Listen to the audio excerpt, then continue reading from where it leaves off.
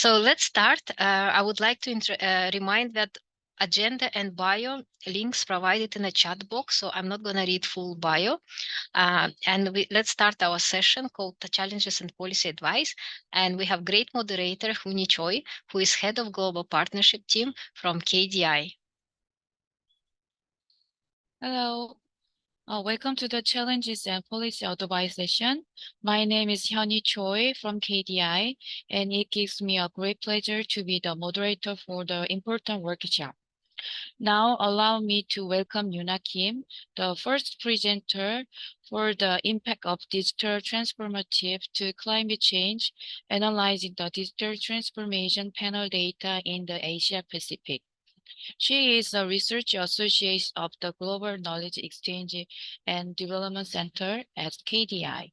She has conducted various global knowledge dissemination programs which have collaborated with international organizations in the international development field. Yuna, the floor is yours.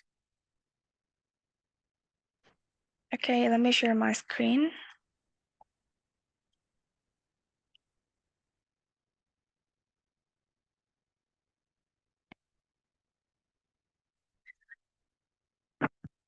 Thank you for introducing me, Ms. Choi, and good afternoon. My name is Yuna Kim from Korea Development Institute, and today I will present the impact of digital transformation to climate change by analyzing the digital transformation panel data in the Asia-Pacific region. Before I begin my presentation, I'd like to ask for kind understanding to my discussant.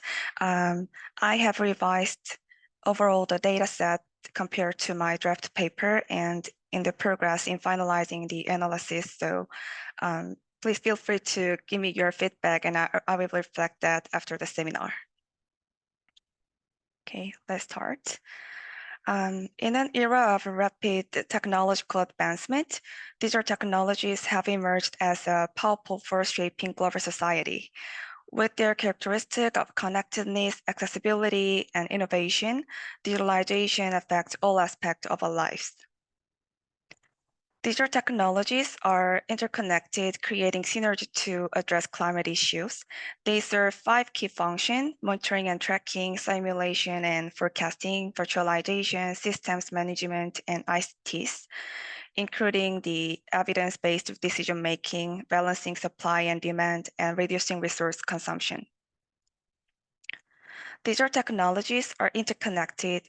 However, the rapid expansion of digital technologies has significantly increased internet users, reaching approximately 5.4 billion people in 2023, a 45% increase since 2018. The data center market, which underpins the digital economy, has seen nearly an 8-fold increase in data storage since 2015. This is due to big data storage development. This expansion inevitably leads to increased energy consumption and greenhouse gas emissions from ICT sectors. Data centers, according to the IEA, consume more electricity as much as entire countries, such as Indonesia. In 2020, the IT sector was estimated to use 6% of all electricity generated globally, a substantial portion. Given this context, I've derived 3 research questions. How does digital transformation affect energy consumption in the Asia-Pacific region? How does digital transformation affect greenhouse gas emissions in the Asia-Pacific region? And lastly, which factors are needed to be prepared for the digital transformation? To estimate the carbon footprint of the ICT sector, there are 3 methodologies to be used: first-order effect, second-order effect, and third-order effects. And in this literature review sector, I'd like to focus on the first-order effect, which involves the embodied carbon emission within the ICT sector. So life cycle assessment, called LCA methodology used to evaluate this effect. It is comprehensive analytical procedure employed for estimating the potential environmental ramification of ICT by estimating from raw material procurement to the end-of-life disposal. I'd like to introduce some papers in terms of the LCA, and they expect the best and worst scenario of greenhouse gas emission in ICT sectors. Andrea and Adler's worst case scenario suggests that ICT could use as much as 51% of global electricity and could contribute up to 23% of globally released greenhouse gas emissions in 2030. Berkey and Emmerich offer a more optimistic outlook, projecting that ICT-related greenhouse gas emissions will be 3.6% of global emissions by 2030. They emphasize considering carbon emissions from the manufacturing pace of smartphones. Marmudin focused on per-use energy consumption, anticipating a significant reduction. However, they also expressed concerns about the manufacturing pace of smartphones. In summary, the range of greenhouse gas emissions from ICT sectors has increased, with each paper covering different aspects of ICTs. So it is also expected that digital technologies will be applied to sectors with the highest energy consumption and greenhouse gas emissions, contributing the greenhouse gas abatement effect. Currently, the top 3 sectors contributing to global greenhouse gas emissions are industry, transport, and residential building sector, which need significant reduction to achieve the net zero emission by 2030. I'll skip this section due to the time constraint, but it discusses key enabler digital technology for each sectors. So for the industry sector, smart factories are highlighted, and the transport sector looks to benefit from intelligent transportation system and autonomous vehicles. In the residential building sector, smart homes play a crucial role. Marudin and Bergmark organized the main ICT solution category and set up the scenario. They say we could attain a considerable reduction by adapting the ICT solution. However, as mentioned, careful application must be made considering the overall energy consumption, including the embodied things of the ICT sector itself. The Asia-Pacific region, the largest contributor to global carbon emissions, at least in ICT investment. This expansion of ICT consumption is characterized by robust investment in emerging technologies surpassing global trends. In addition, the Asia-Pacific region has a high carbon intensity of electricity. Given this circumstance, it is essential to devise effective approach that align with the ongoing digital transformation in the region to address climate concerns. So this is my conceptual framework for the analysis. I followed this based on the conceptual framework of another paper from the Korea Development Institute conducted by Dr. Kim and Pak. It demonstrates the critical elements that bring about behavioral change in various sectors, thereby establishing linkage among human system, ecosystem, and climate change. Furthermore, human system factors are considered in the point of readiness. For more details, institutions covers the governance, policy, and law. In terms of institutional capabilities, the strength and adaptability of our governance structures and policy institutions are pivotal to minimize the environmental externality of digitalization and harnessing information management effectively for a sustainable future.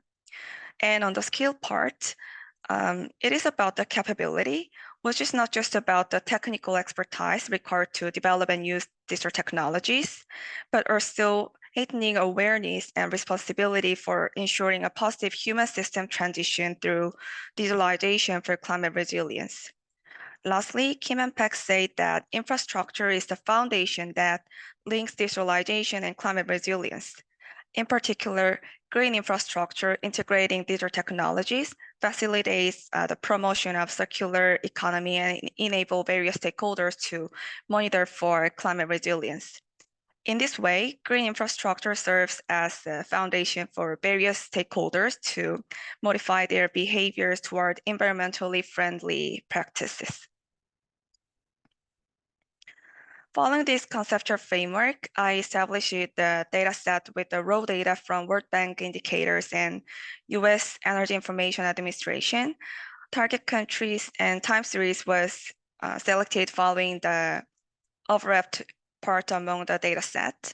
So 15 countries from Asia Pacific region and the member country of ADB, Australia, Brunei, Cambodia, China, Indonesia, Japan, Korea, Laos, Malaysia, Mongolia, New Zealand, Philippines, Samoa, Singapore, Thailand, and 6-year time series from 2015 and 2020. First of all, I made the index to calculate the framework. For the needs of numerical indicators, all of variables are turned to proxy. I employed the numbers of individuals using the internet and the number of mobile cellular subscription as the proxy of the digitalization. According to the metadata, individuals using the internet refers to individuals who have used the internet in the last 3 months. The internet can be accessed and used either via computer, mobile phone, personal digital assistants, game machine, and etc. And mobile cellular subscription refer to all mobile cellular subscription that offer voice communications. According to the paper from Usman et al., supported the use of this data series to approximate digitalization.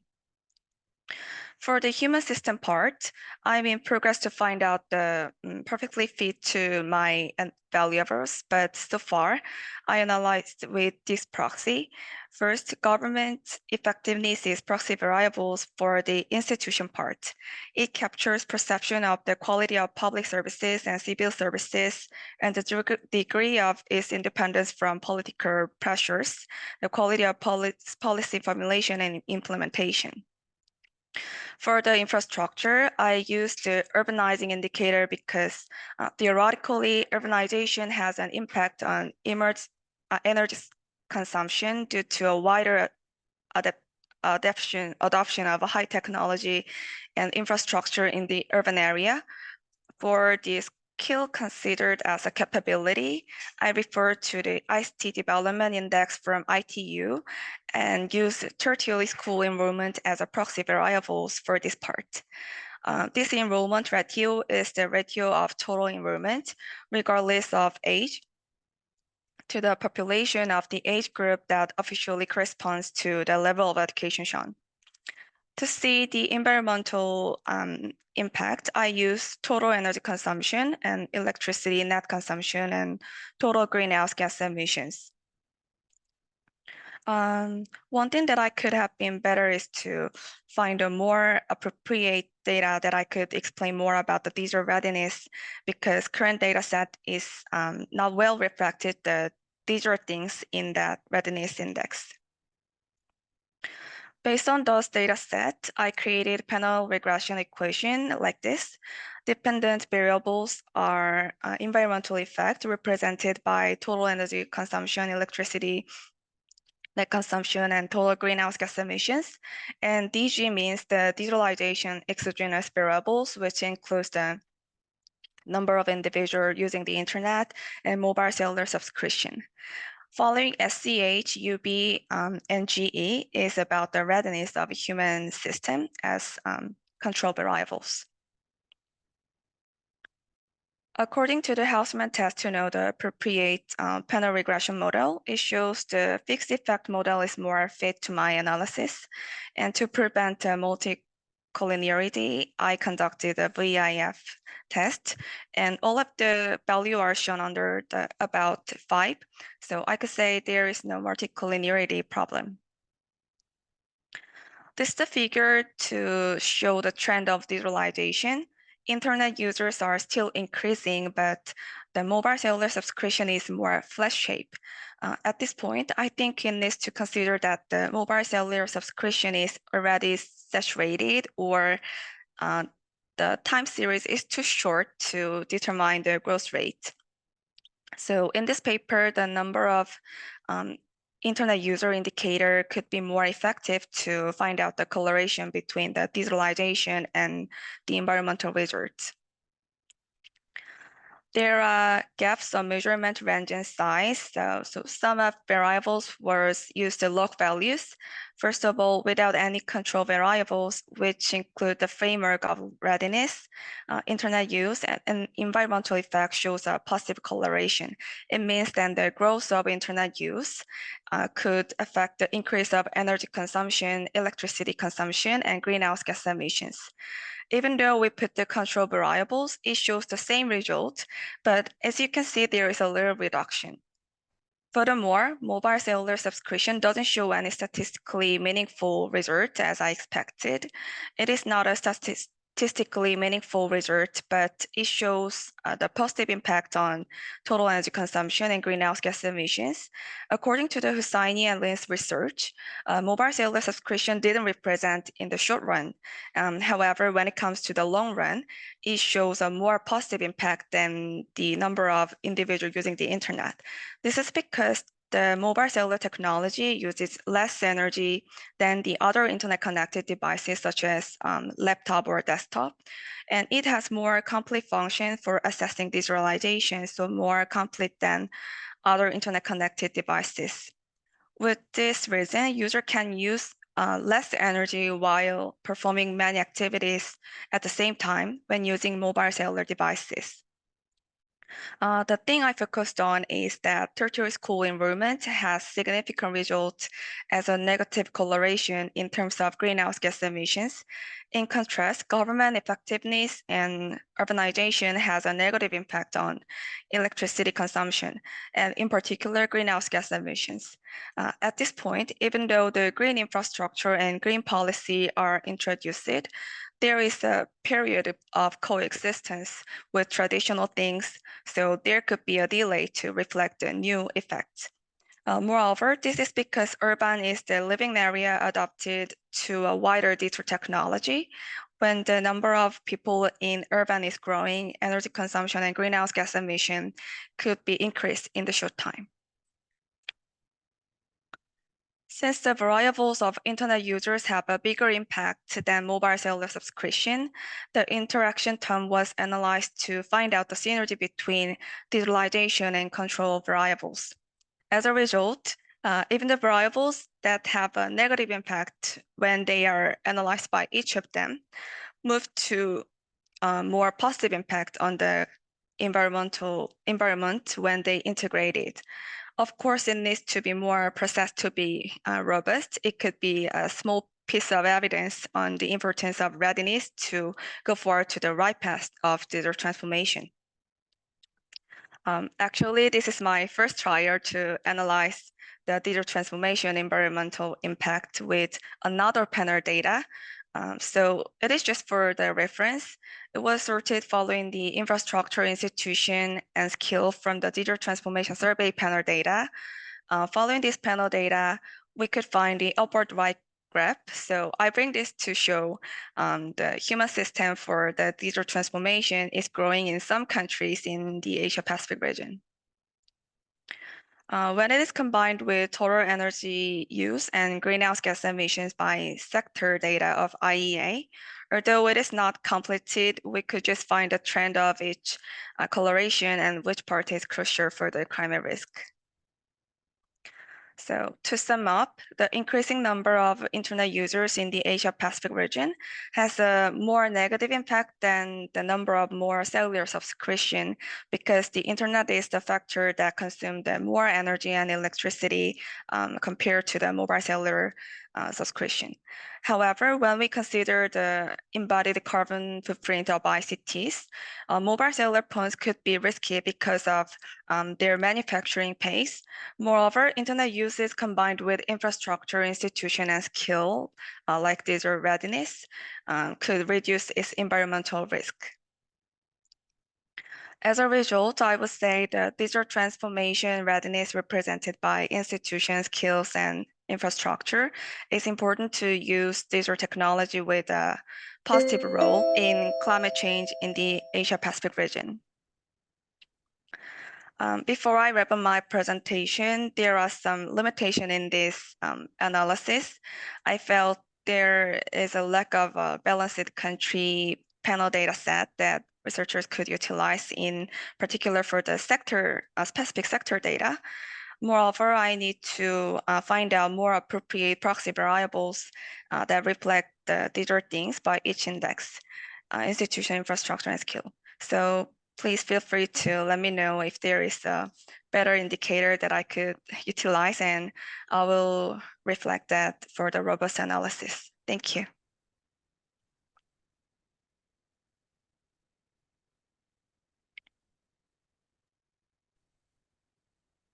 So Hi. this is, yeah. I guess I take over at this point. Thank you very much, Yulia, for that fascinating talk. So I'm going to try and share my screen, and let's see it. So following on, thank you very much for the valuable talk, and it's particularly encouraging that the version that I saw was, or this version is substantially better than the version I saw. So it's great to see that there's a lot of progress that's being made, both in terms of the amount of data that you're analyzing and in terms of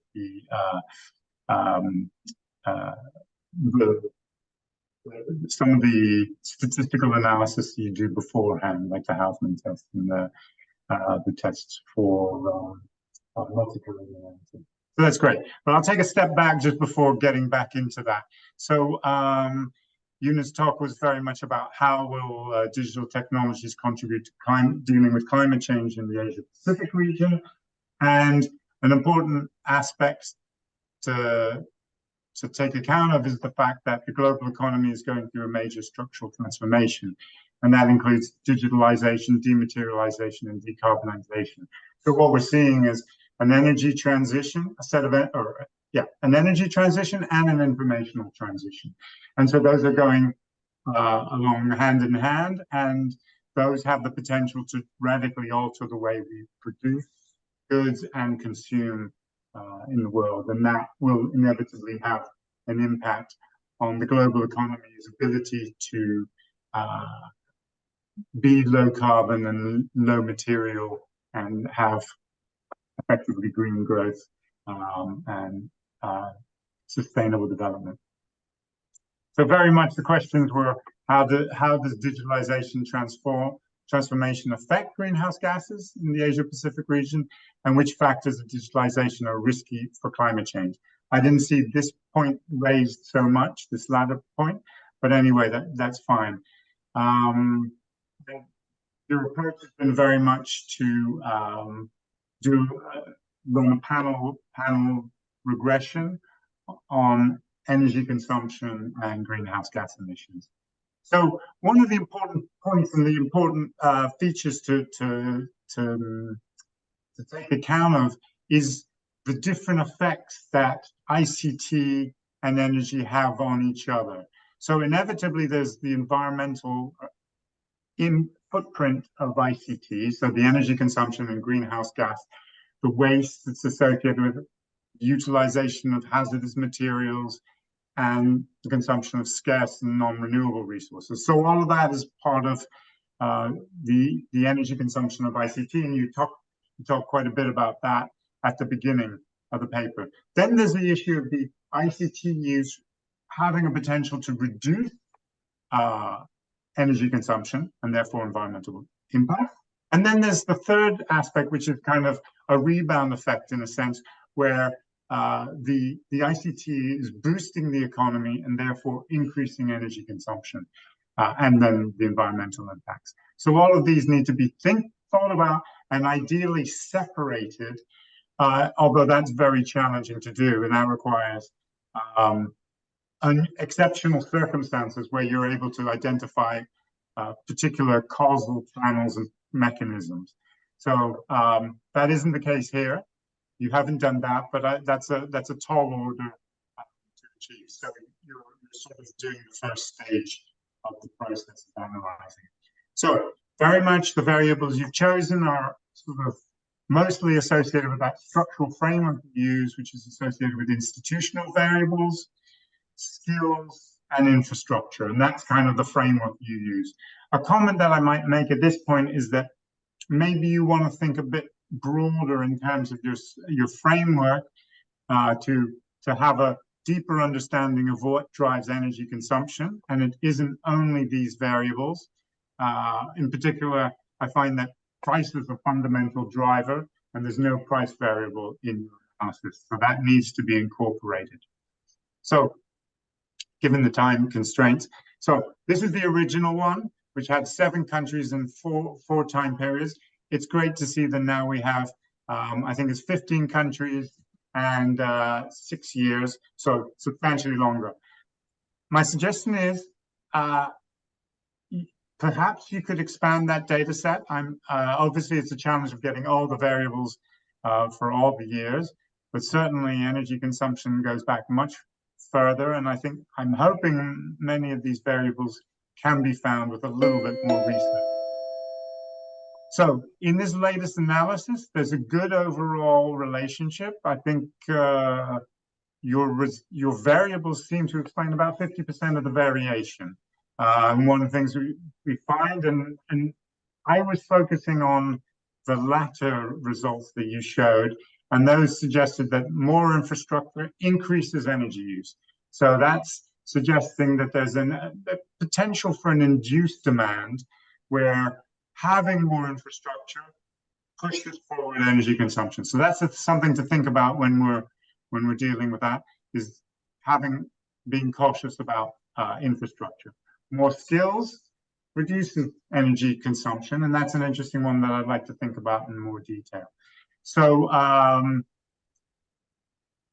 have far more information to sort of pass on, but given the time, I would just focus on thinking about adding particularly a price variable for energy consumption, and particularly a price of energy consumption. Also thinking about energy consumption often as a service, so that would be breaking it down into the different services, whether it's heating, cooling, lighting, transportation, all of those variables. Also thinking about the structural nature of the model and thinking about the endogeneity issues, because one of the fundamental problem here is that we have 3 different potential effects, and we don't know how the causality is going. So that's ultimately where I would focus some of the research, as well as getting more data. So anyway, I'm running out of time. So well done, Una. It's a great study, but I encourage you to carry on.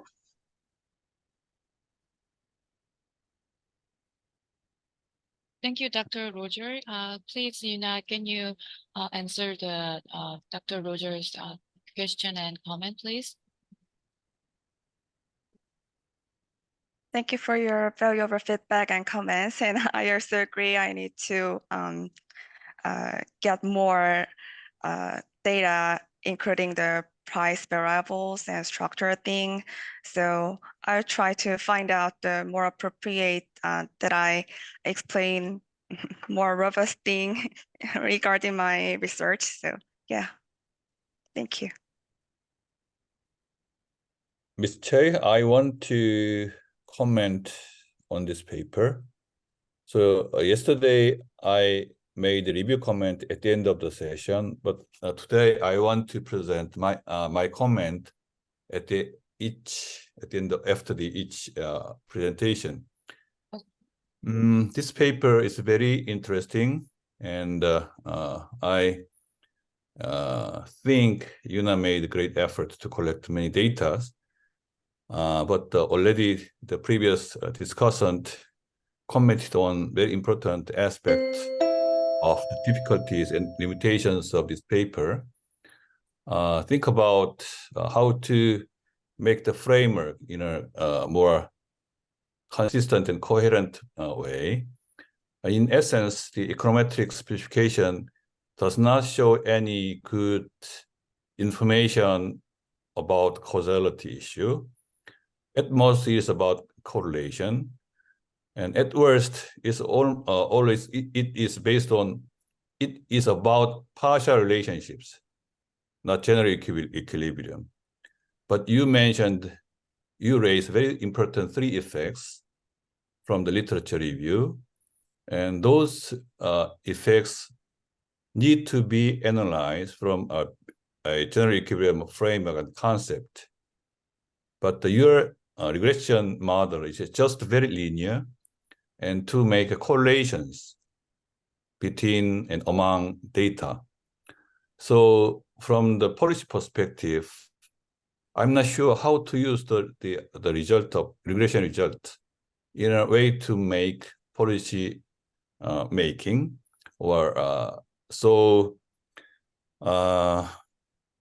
you made a very good review on existing literature, and then you may summarize some policy implications from your review, and then we can complement those literature with some new data. Not all data are available for needed variables. In that case, you need to resort to existing prior studies. But at least you need to present your thinking from a more general equilibrium perspective. That's very, very important. So some comment, some mentioned that how to incorporate that effect into the whole. That is very, very regrettable aspect of your endeavor. So I strongly encourage you to explore further, but try to be more specific and based upon general equilibrium perspective. That's my comment. I stop here. Thank you, Dr. So, for your invaluable comments and question and comments. And also we have a question from the Q&A comments. We have a comments from Dina and Johnny. I think it's quite similar from the previous comments from the Dr. Roger and Dr. Zhao, but it's mentioned that what kinds of channel could be channeled to the energy consumption and gas greenhouse emission, and could be another indicator for to get more robust regression. The kinds of questions is in the question and answer chatting bot. So I think it's within the short of time that Yuna will consider all the comments and questions in this session. Then she will reflect this question and comments from the later paper. Okay. Okay, thank you, Ms. Che, and thank you for all the valuable feedback and suggestion, and I'll reflect that after this seminar and make be more robust paper. Thank you. Thank you. So now we are going to listen to the second presentation of this session. The presentation will be given by Mr. Ian Shu. It's a title as Digital Sustainability in the Public Sector, where we are, how we are going, how we are doing now, and what the future holds. Ian Shu is from the Green Web, a Singapore climate technology startup that decarbonized the digital infrastructure. Ian also launched the 28 by 20 initiative this year to support capacity development of youth and young adults in sustainable digitalization. Ian, the floor is yours. Thank you, Ms. Choi. A pleasure to be here. And before I begin, I'd just like to thank Grace, Gina, Mai, Kumiko, and team for putting this together, especially the team for being very a big thank you also to my discussant, Professor Siddiqui, and of course, the reviewer, Mr. Jongney, in advance. So by way of introduction, I'm Ian once again. I'm the founder and CEO of Greeny Web. We are a climate tech. And what I hope to go through with you today is not the final version of our work, right? In the past 3 months, my team and I have looked through in excess of 100,000 data points. It's about 130,000 data points to be precise. And today's presentation will encapsulate some of the mini insights that we have gotten midway through our work, right? So I've sat through 3 days of workshops. I know that some papers are more complete than others. Ours belong to the stage in which we're still very much in the thick of things. And soon you'll understand why the data gathering is still in progress, why we are looking at so many data points. So before I begin, I just want to go to the next slide. Let me just put this in full screen mode. And for today's agenda, I just want to share a bit of the DEC matrix. It's something that we are using internally as a conceptual framework for digital sustainability, 1. Number 2, I'll then move on and attempt to distinguish between 2 things that we try to address in today's conversation, that of digital decarbonization and sustainable digitization. I will then go on to the 3 independent variables that we are looking at in our paper. The first would be government policy, where it's more qualitative than quantitative. We'll then look at the second aspect, where we're looking at government engagement as as I would say a proxy to government action on the situation. And the last part is also government action, but this time in terms of financial and monetary resources. In other words, state procurement, right? So when we talk about the DEC matrix, we really want to link 3 things here today.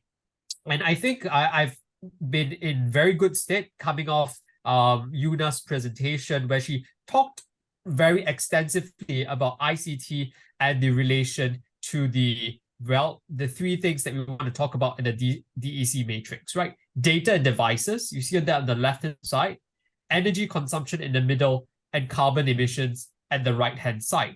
So we see these 3 factors as the dependent variables, right? The outcomes, the affected variables of our discussion today, right? So essentially, when governments go in and when they take action, right, they have events, they carry out procurement and the like, all of these events will then lead to a change potentially in data consumption, in energy consumption, and in carbon emission.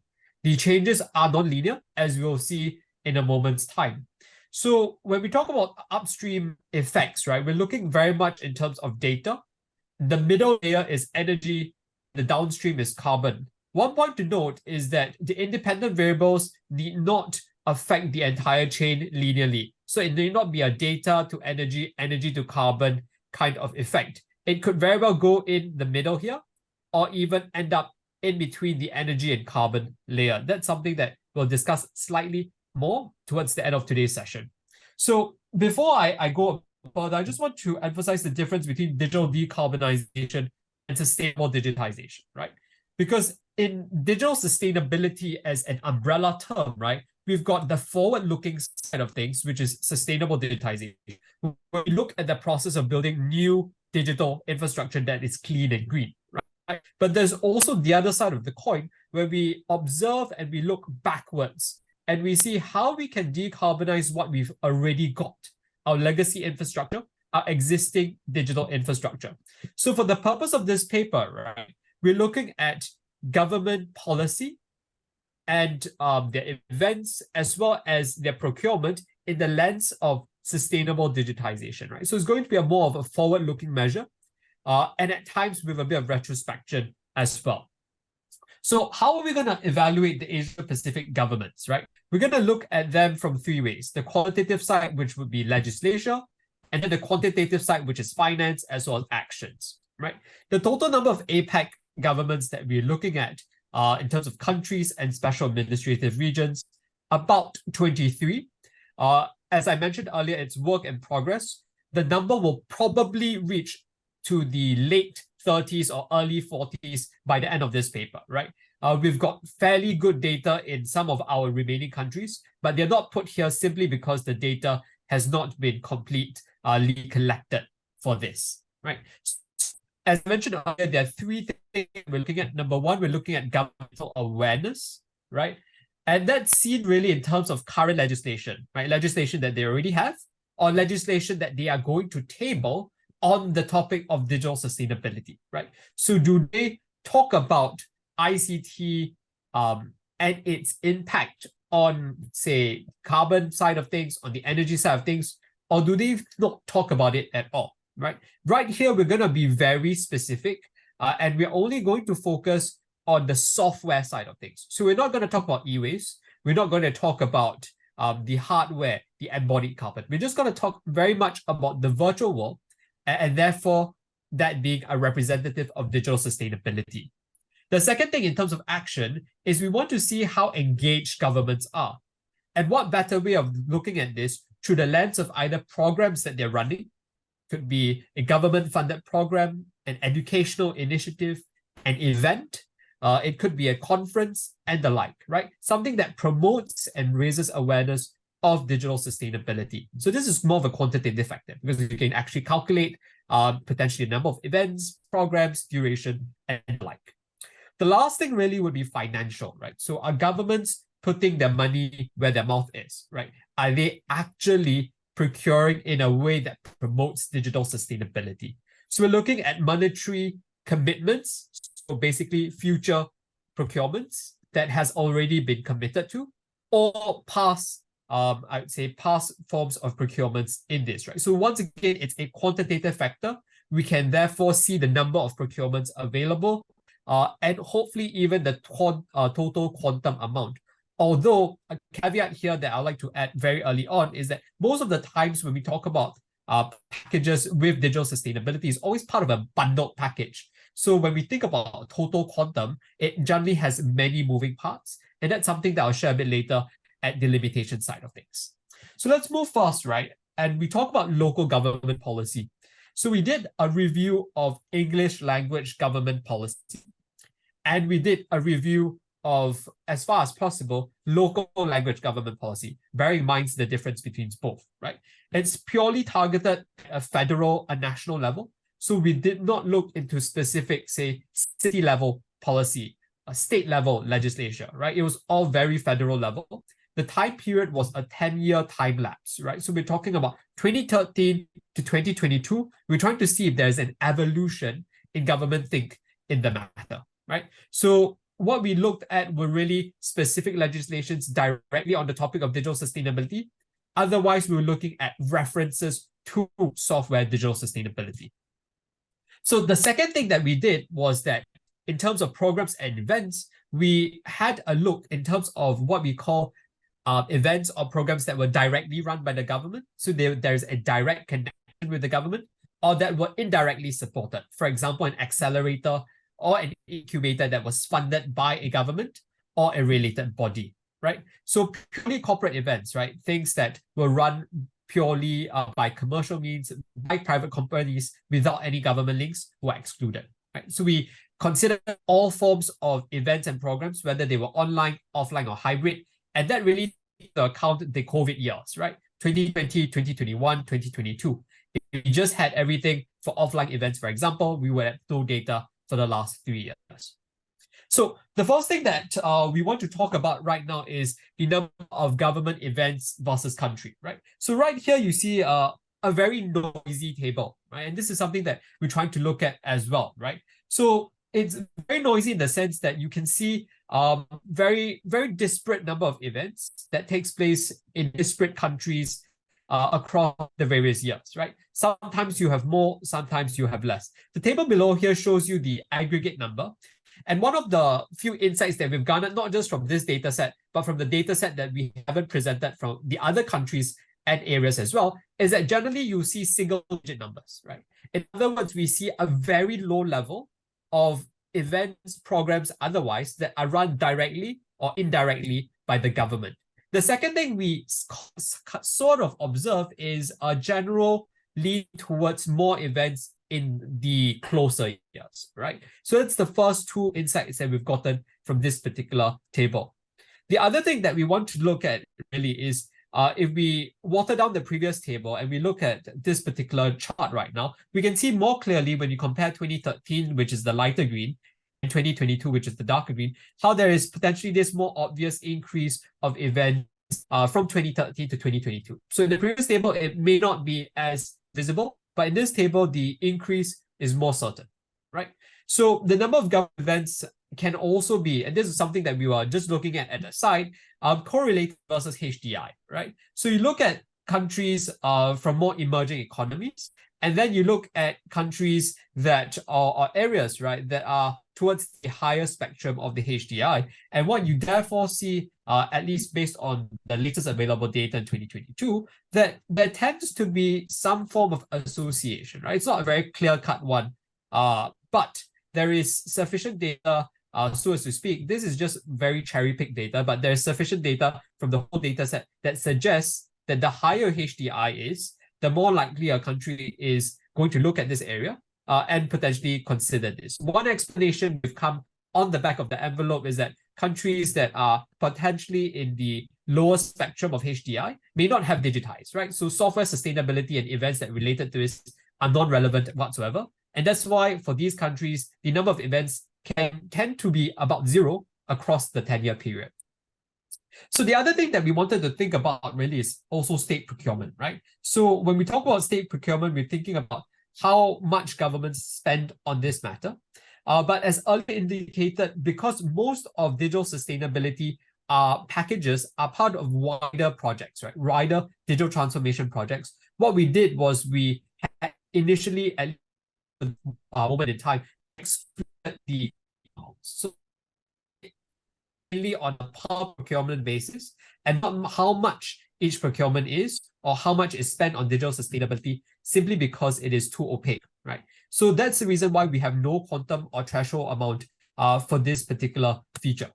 So this is the amount in terms of government procurement and how that's associated with digital sustainability by country. Once again, we've got a 10-year time-lapse period. You see a fairly, well, noisy chart here.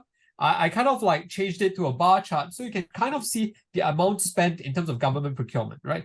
For this particular chart, I caveat this, there is a slight bias.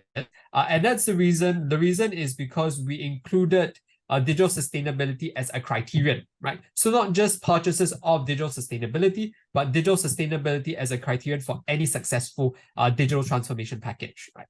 In this case here, you see some countries like Singapore, Afghanistan, even Philippines and Timor-Leste, they have some references to this in terms of their procurement. And that's why the number of incidences increased greatly, right? And that's the reason for the data skew right here. So some key observations. You would have realized that I didn't talk very much about local government policy. And the reason is very simple, right? After reading through the legislation of all the countries that we had and areas and regions, we realized that in terms of local government policy, there is still nothing very explicit that talks about digital sustainability. The closest that we've gotten to was some oblique references to e-waste, to hardware, ICT sustainability, but nothing for the digital sort of things that we see out, for example, when we talk about digital sobriety, when we talk about lean ICT. The second thing is when we talk about programs and events, we do see that the number of events and programs do vary according to the socio-economic stage of the country. In emerging economies, we do tend to see a flat line, basically no events whatsoever, no concern whatsoever. Once in a while, we do see a small spike, like for example, a sudden one event held by a country. And we realize that is usually because that particular country held an international conference of a sort with some reference to digital sustainability and therefore was included. But if we talk about purely the country sponsoring and self-promoting such an event, we have seen a very clear trend that in emerging economies, it is not the case. The last thing, financial aspect, state procurement. So when we talk about this, right, we see that in the purchase of sustainable digital solutions and including digital sustainability as a criterion. So two separate things. We merge both of them into aspect 3. We would be probably demerging them, separating them as we move forward, because we see that one of them masks the other, right? When we talk about including digital sustainability as a criterion, that tend to mask the actual purchase of digital sustainability solutions. So this is something that we will be conflicting moving forward. So some policy implications and recommendations. The first thing really is awareness, right? So we do believe that there's no need for governments to actually start putting this out, right? It's actually doing so through policy. It could be either a standalone policy or as part of current tech sustainability policy, essentially adding the digital element to current e-waste legislation. So that's the first policy recommendation. The second thing is we need more government policies, right? That literally exchange international, encourage international exchange and capacity building in terms of programs, events, and the like, right? There is still no task force, no directive regarding this. And we see that in the absence, right, any government effort is also going to fluctuate according to, for example, which political party is in play. The last thing that we see is in terms of state procurement, right? So state procurement, when we talk about sustainability, we see that general sustainability as a criterion is very evident in many countries with high HDI, but that should also be extended to digital sustainability more specifically, right? It shouldn't be general sustainability because that will tend to greenwash that aspect of things, especially if you've got an ICT company bid for ICT project, but being tasked to do general sustainability things. The second thing is we see a general disuniformity, right, between sustainability as a criterion when we think about the procurement of digital products and services. You've got some government agencies who are stricter, others who are less strict, right? So this uniformity is something that we would recommend. And last but not least, we would also believe that there is a need to increase the procurement of sustainably digital solutions as compared to purely digital solutions. Purely digital solutions are your simply off-the-rack, off-the-shelf kind of solution that doesn't incorporate sustainability in the design and implementation phase of the ICT product. And that's something that we think will be very, very interesting to see when we talk about large-scale digital transformation projects. So current limitations, of course, given the variety of countries that we looked at Central Asia, we looked at the Pacific region in terms of Southeast Asia, North Asia, South Asia. And from there, what we saw was that a lot of legislation and government contracts are not in English, right? So that was a problem that we had faced. We tried to skirt around that through various means, but it still brought about a second problem, right? When we look at government procurement, because there is just a dearth of data, just simply insufficient data. When we look at some countries from the emerging economy side of things, right? We believe that the procurement process might not have been publicly available. And that's a problem, especially when we're trying to do an apples to apples comparison. So ongoing work, we're trying to increase the number of countries for all independent variables, and we're trying to align the countries across all three independent variables, because I believe, as Prof. Siddiqui will probably later, the of countries that we looked at and the type of countries that we looked at across all three independent variables were actually quite different. And of course, we will add a bit more advanced data processing. This is very much just the mini insights that we've gotten. So in terms of robust statistical tests, if anyone has any suggestions on this, we'd be more than happy to hear. In terms of legislation, we are going to move forward and use hardware tech policy as a forward-looking proxy for digital sustainability. We believe that hardware tech policy is in the middle ground, right? And if a country already has hardware tech policy there, they are more likely to move towards digital sustainability. In terms of government procurement, we're going to also try to tease out some quantum group amounts, categories. And in terms of international, to differentiate between international events, for example, COP28, what have you, and of course, a country's South event. So that's a little bit of our sharing for our work, and we'll be more than happy to hear feedback. Thank you very much. Thank you very much, Mr. Ian Xu, for giving a very insightful presentation for the digital sustainability.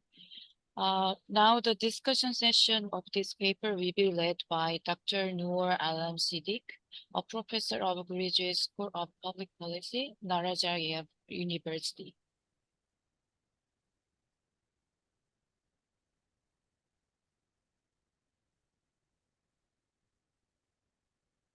Hello, everyone. Can you hear me? Yes. Okay, very good morning and afternoon, depending on where you are. Of course, it's morning here in Astana, where I am at the moment. Let me begin by commending the ADBI for organizing this conference, which is, I would say, very timely and extremely important as a theme. And we know that one of the positives of the COVID pandemic is that it has led to the acceleration of digital transformation in Asia, Pacific, and throughout the world, actually. And the digitalization offers endless benefits. Also, we know about it. But digital sustainability has remained a challenge, as promoting green and inclusive growth is also one of them. And in this regard, the role of the public sector remains extremely critical. And I would like to thank Dr. Ian for sharing an interesting paper which exactly focuses on this, that what public sector can do and what public sector does in terms of promoting digital sustainability and sustainable digitalization and so on. The paper, of course, we understand that it is a work in progress. It is short but informative. My comments are basically based on what we have. Of course, Ian has updated and shared some more slides, which is encouraging. And I'm thankful to Ian for that. Now, what I like most about this paper is that it starts with a somewhat kind of provocative kind of premise. The premise is that digitalization is not an unmixed blessing. It does have its downsides. It does have its costs and adverse effects. Normally in the digital world, in the new digital world that we live in, there is a popular theory or the thesis that data is the new oil. And by extension, this means that this is good for green growth. But this paper, I would say, is somewhat challenge to this kind of thesis, that this is only half of the truth. This is half of the truth because the digitalization also has its cost, as I said.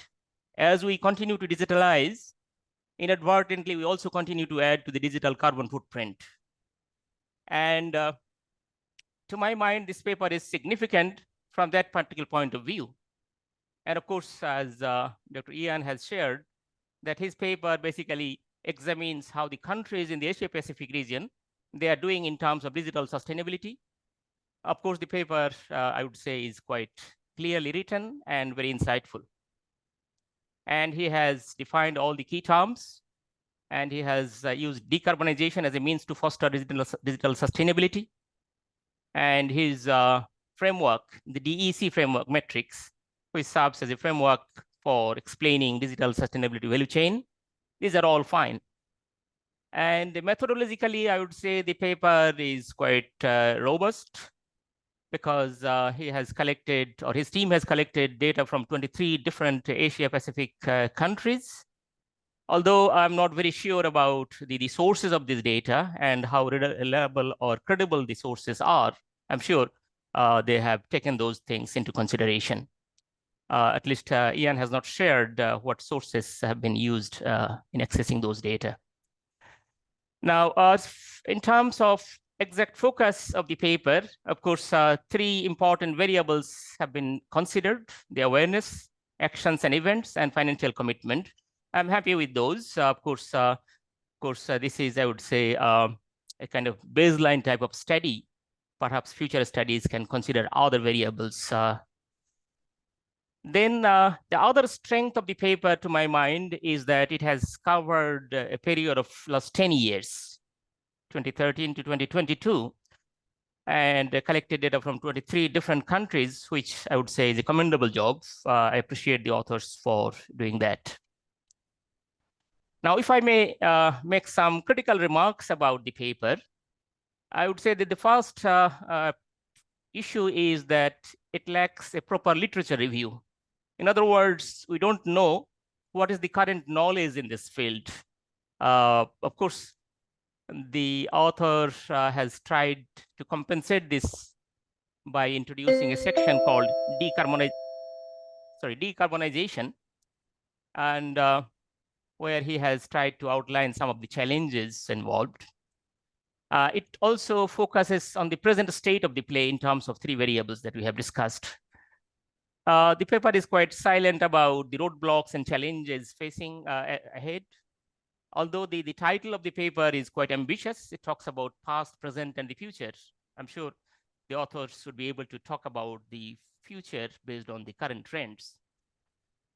And it is good to see that the author has shared some slides, which when I was reading, there were no such slides or the graphs. It's good to see that he has shared some slides showing the trends, and it's more powerful than just the tables in themselves. The other observation that I would have is that the findings, to my mind, are rather common sense knowledge. Nothing so surprising or intriguing. For example, one of the findings is that countries with high economic growth have correspondingly higher number of events or procurements of digital sustainability, for digital sustainability. I'm not surprised by this finding. I don't think anybody will. It would be great to know if there are exceptions to this rule, any standout performers. If so, what is behind it? And of course, I don't dismiss the importance of the measures used, but some of the measures, like, for example, amount of fund allocated, may not be a good measure in terms of comparison, because you cannot compare with Bhutan, for example, with Indonesia, or Brunei with Maldives, and so on and so forth, just looking at the amount of funds. I was thinking whether there are blueprints for green transition of infrastructure in those countries, and that could be used as a measure in terms of progress or the drive towards. And of course, the authors have made some recommendations which are well conceived and reflective of the current situation. They are all fine, but I was thinking perhaps some questions, like answers to some of the questions, may add value to the paper. For example, what kind of common roadblocks or mistakes the countries can avoid in implementing sustainable solutions in future? What else these countries in Asia Pacific can learn from international best practices, if there are so? And that's all basically. Overall, I would say this is a neat work. Well done. I congratulate the authors for initiating this project. Thank you so much.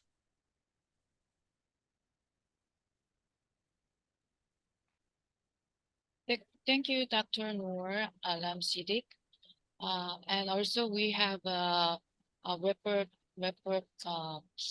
discussion from Dr. Saw from KDI. And Dr. Saw, could you also give some comments, please? Yes, thank you. This paper is very interesting. Also, just before, Professor Siddiq made a very thoughtful comment and advice to improve the content. So both of them, I greatly appreciate your efforts. And also, it is very, very interesting and amusing to see your presentation, also to hear your comment. There's not many to add upon that. I love the DEC metrics framework. Very simple, but straightforward. It's very easy to deliver the main idea. So in that sense, it's quite good. And also, the paper tried to collect as many data as possible consistently. So there is an advantage. But also, this is kind of limitations, because there are some missing values and data from one country to another. So we don't need to be always consistent. But from an econometric perspective, we try to make a complete data set. But from a policy perspective, it does not matter whether we have consistent, complete data. In that sense, one interesting part is that you include financial aspects, just only state procurement. You already mentioned the limitations of this approach, but this is already you mentioned, I agree, but I encourage you to improve further, because from a policy perspective, state procurement is the only thing. It's quite very limited. It lowered your value of the value of your paper. So I strongly suggest to expand something more. And one thing is that also you mentioned in your presentation that you does not include state-owned enterprises, but in many countries, SOEs are playing very important role in this area. So if we concede that we don't need to be consistent and complete in all data sets, we might collect some typical examples from some countries about this aspect, for example, of SOEs. Then it will complement your data set further, and it will give very good information for decision makers, especially for the government side. And also, as the title represents, green and inclusive growth is a very, very challenging and ambitious word to combine together in one sentence as a title. In this sense, I congratulate on your achievement. And also you did not show the empirical unnecessary part, but I encourage you to go. But you mentioned that the relationship is not linear. That's why you construct DEC metrics framework. So think more about how to frame this MEC metrics relationship, not linear, but some kind of framework of thinking. So in that sense, this is very informative, and this paper has further room for improvement to collect and to show more result.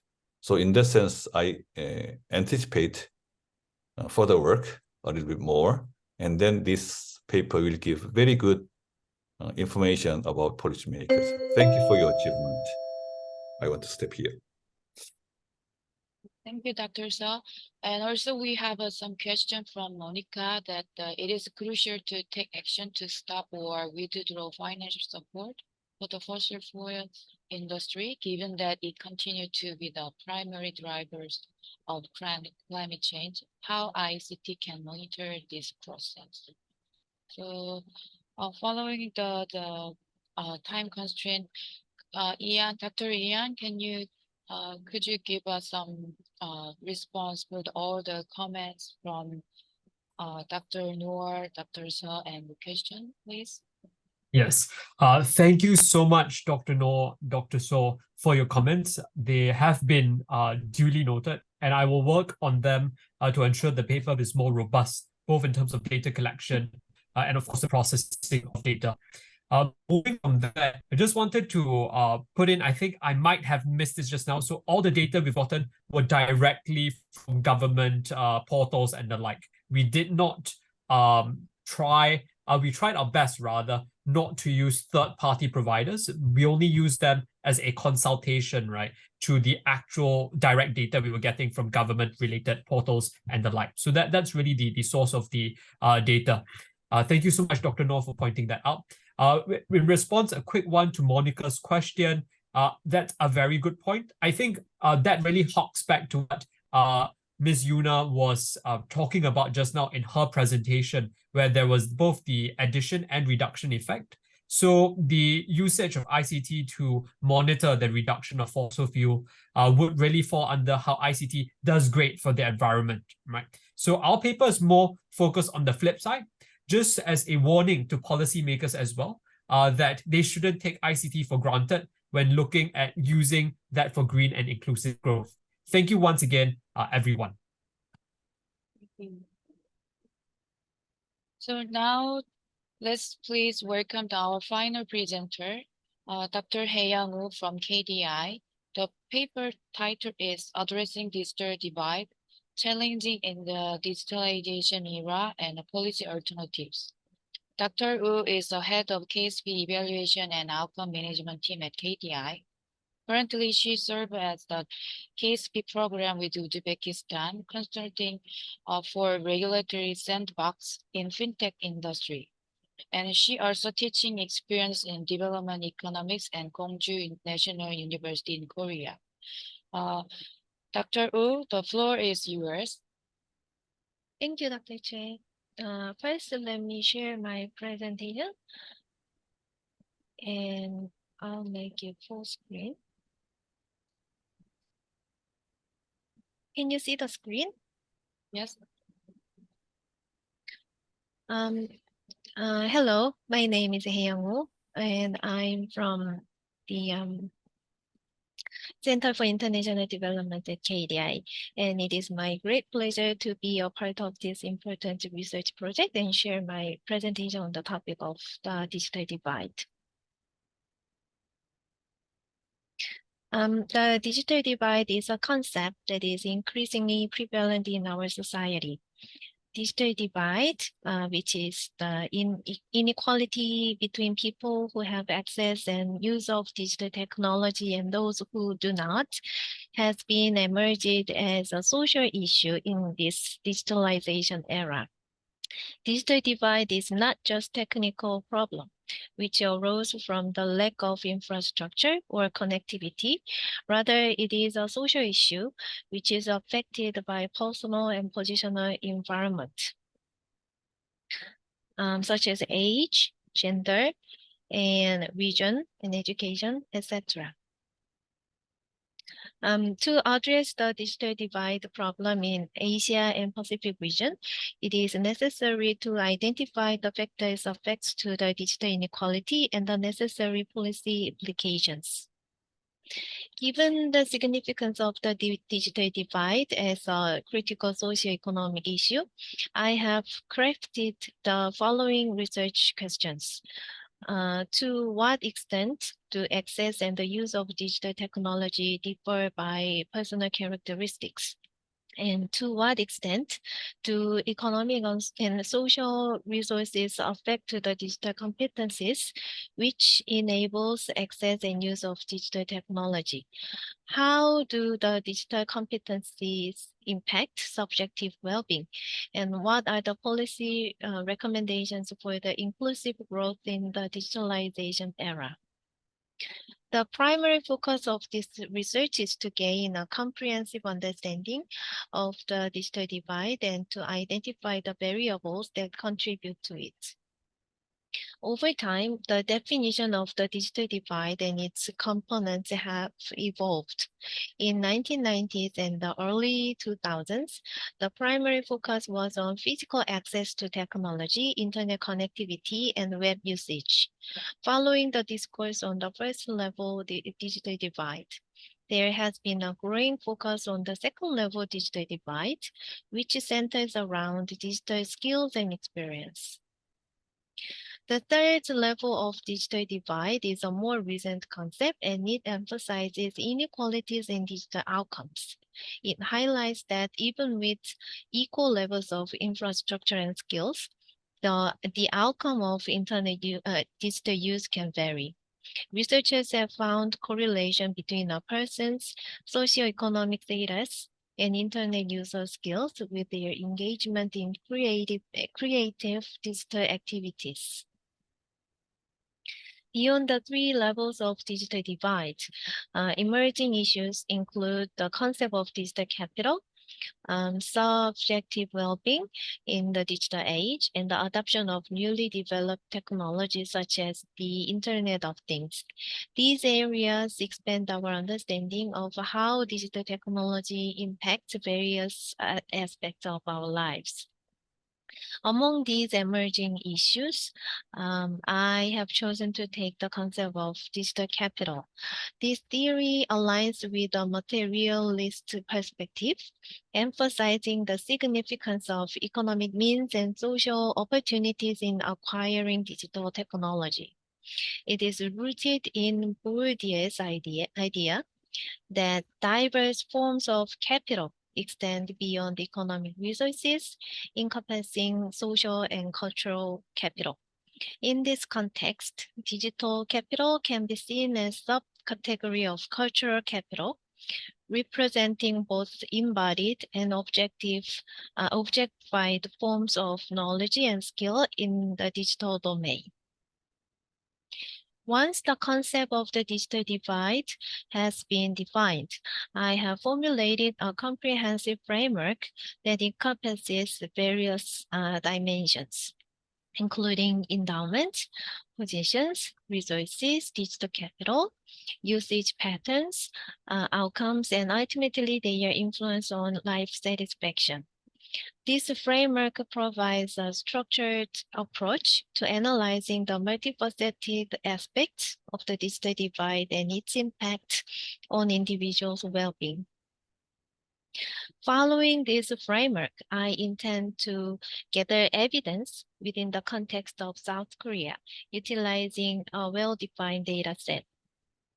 I found the digital divide survey data set from National Information Society Agency, we call it NIA for short, from year 2016 to 2021. Within this data set, I conducted two analyses. One is a cross-sectional examination based on the 2021 survey data. This allowed me to compare the levels of digital capital among 7 distinct demographic groups: the general public, disabled, elderly citizens, low-income group, farmers and fishermen, North Korean refugee, and married immigrants. The second analysis involved a pooled cross-sectional approach, which enabled me to compare the time trends in digital capital among the same general public group over different time periods. For the 2021 survey, the number of observations are 7,000 for general public and 2,200 for disabled, the elderly, and low-income group, and farmers and fishermen, and 7,000 for North Korean refugees and married immigrants. In total, there were 17,300 individuals included in this data set. Based on its variables, I have devised the digital capital framework as follows. Digital capital comprises 2 key components: digital access and competence. Digital access is defined by ownership of digital equipment and access to the internet. Digital competence encompasses 4 primary categories of skills: technical, information, communication, and collaboration skills. Following to this, I categorized the questionnaires into 4 distinct skill categories. The questions I utilized for this purpose are displayed in this slide. And this represents the summary statistics for the 2021 cross-sectional analysis. As you can see in this graph, the digital capital level exhibits divergence among various demographic groups. It appears that the digital access level remained fairly consistent, but the variation in the competence, we can see some large gaps among these groups. And we could see that North Korea refugee group and married immigrant group show levels that are close to those of the general public. The survey also includes various uses of digital equipment. Apparently, mobile devices use is more frequent than computer use, and senior citizens use the digital equipment the least frequently than other groups. And low income, disabled, North Korean refugee and married immigrants group, they show more frequent use for networking and social participation with digital equipment. And in the section of social participation, senior citizen group is not the least frequent user group. The use of digital equipment exceeds some demographic groups, such as farmers and fishermen and married immigrants. Individuals above the age of 50, which was the median of this sample, are more likely to possess a lower level of digital capital, especially for the general public, farmers, and low-income groups. And there seems less significant disparity in terms of digital capital access between male and female, but more variations in digital competence are observed within the disabled and senior citizen group. Material resources seems play a significant role in sharing the level of digital competence within the general public, farmers, disabled, and senior citizen groups. And residents in city seems affect to disabled and senior citizen groups digital competence level. The variation based on education is comparatively high in magnitude and more distinct for the farmers group, disabled, and senior citizen group. To investigate the time trend, I created a pooled cross-sectional data set spanning from 2016 to 2021. Given the limited common variables across the different years, I chose to include only 2 variables in the competence indicators, computers and mobile skills. This is the summary statistics. And digital capital and its components exhibited a gradual increase in South Korea. The digital equipment access gap illustrates a decreasing trend within each demographic categories. The digital equipment competence gap actually displays a diverse pattern within each demographic categories.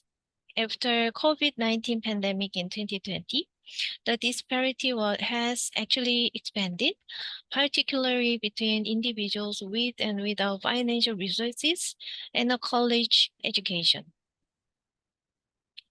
The overall trend in digital capital largely demonstrates a convergence pattern, with a notable exception of the material resources and education gap. This divergence appears to be, and I believe to be, a consequence of the COVID-19 pandemic. I proceeded to test the same regression equation using panel analysis, covering the years of 2016 to 2021. I used time fixed effects controlling for unobserved year heterogeneity. There are similar patterns, but some disparities. I marked in blue, which show differences. For example, disability and college education are significant in competence regression, but employed status and city residents are significant in access regression. Single household is both significant, but the correlation of single households turns positive in competence regression when controlling for household income. The fixed effects result of digital capital on control variables reveal similar patterns. Nevertheless, the significance of being disabled and unemployed has diminished. Additionally, the single status has turned into a negative and significant correlation, even when controlling for household income. Similar to the cross-sectional regression results, digital capital is positively and significantly correlated to various dimensions of life satisfaction.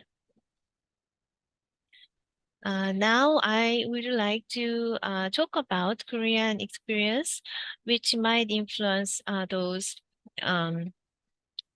trends.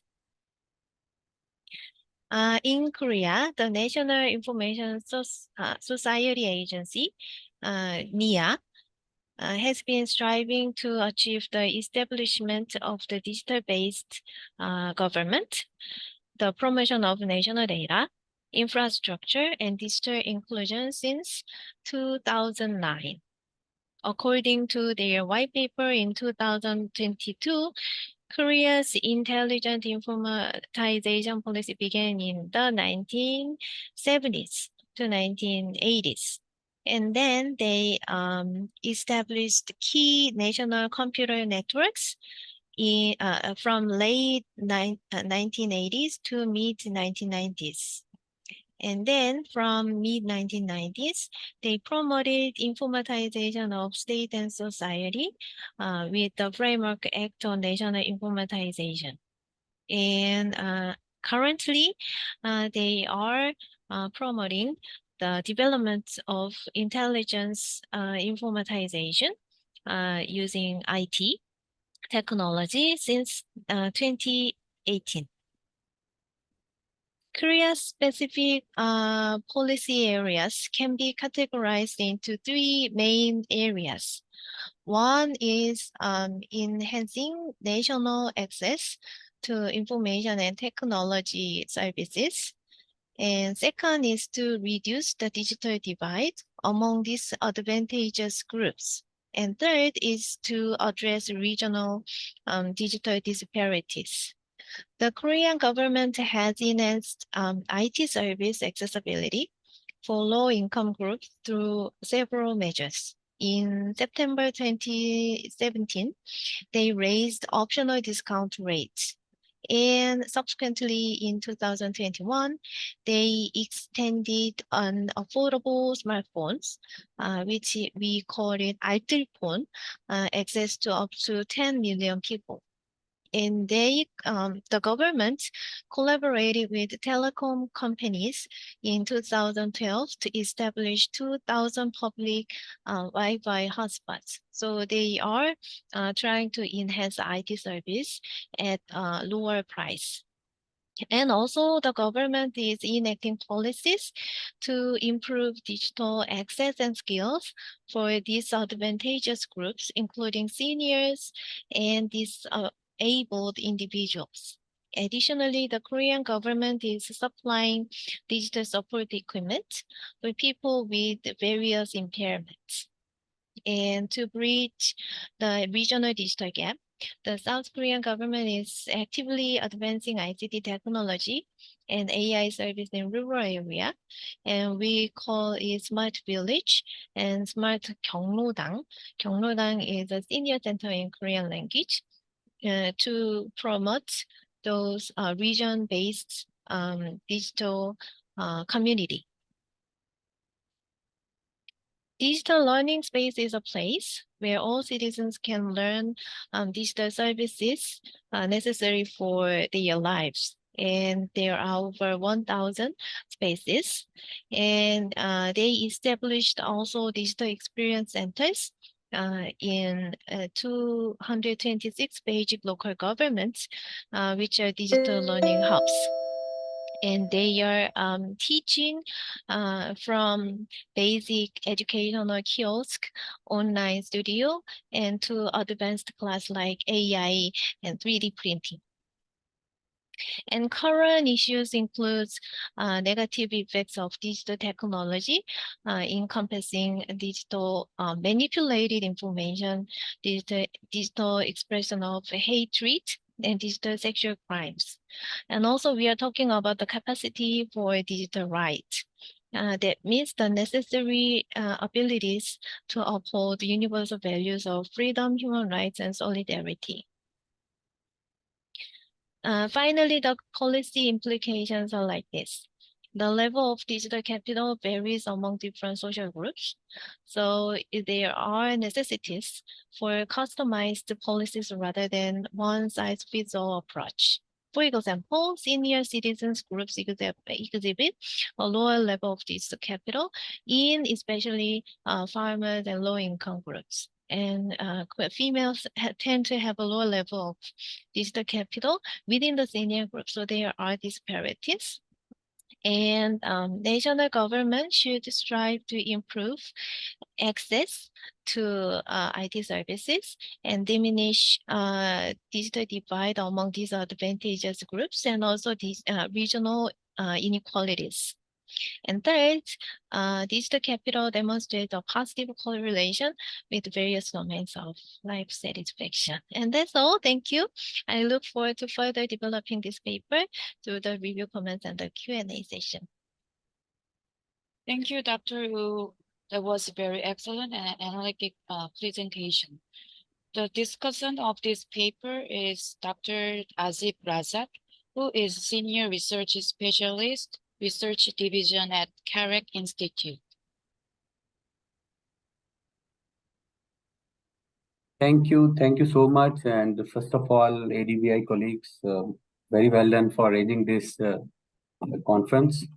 And can you help me to share my slides? Is it visible now? Yes. Can you make a full screen, please? Yeah. Okay, so I'm not going to summarize what Ms. Wu already explained in detail. A couple of observations that can help to improve the paper, especially I have read the paper. It's very interesting, and it's used cross-sectional and pool data, which is very impressive, and different dimensions of digital divide.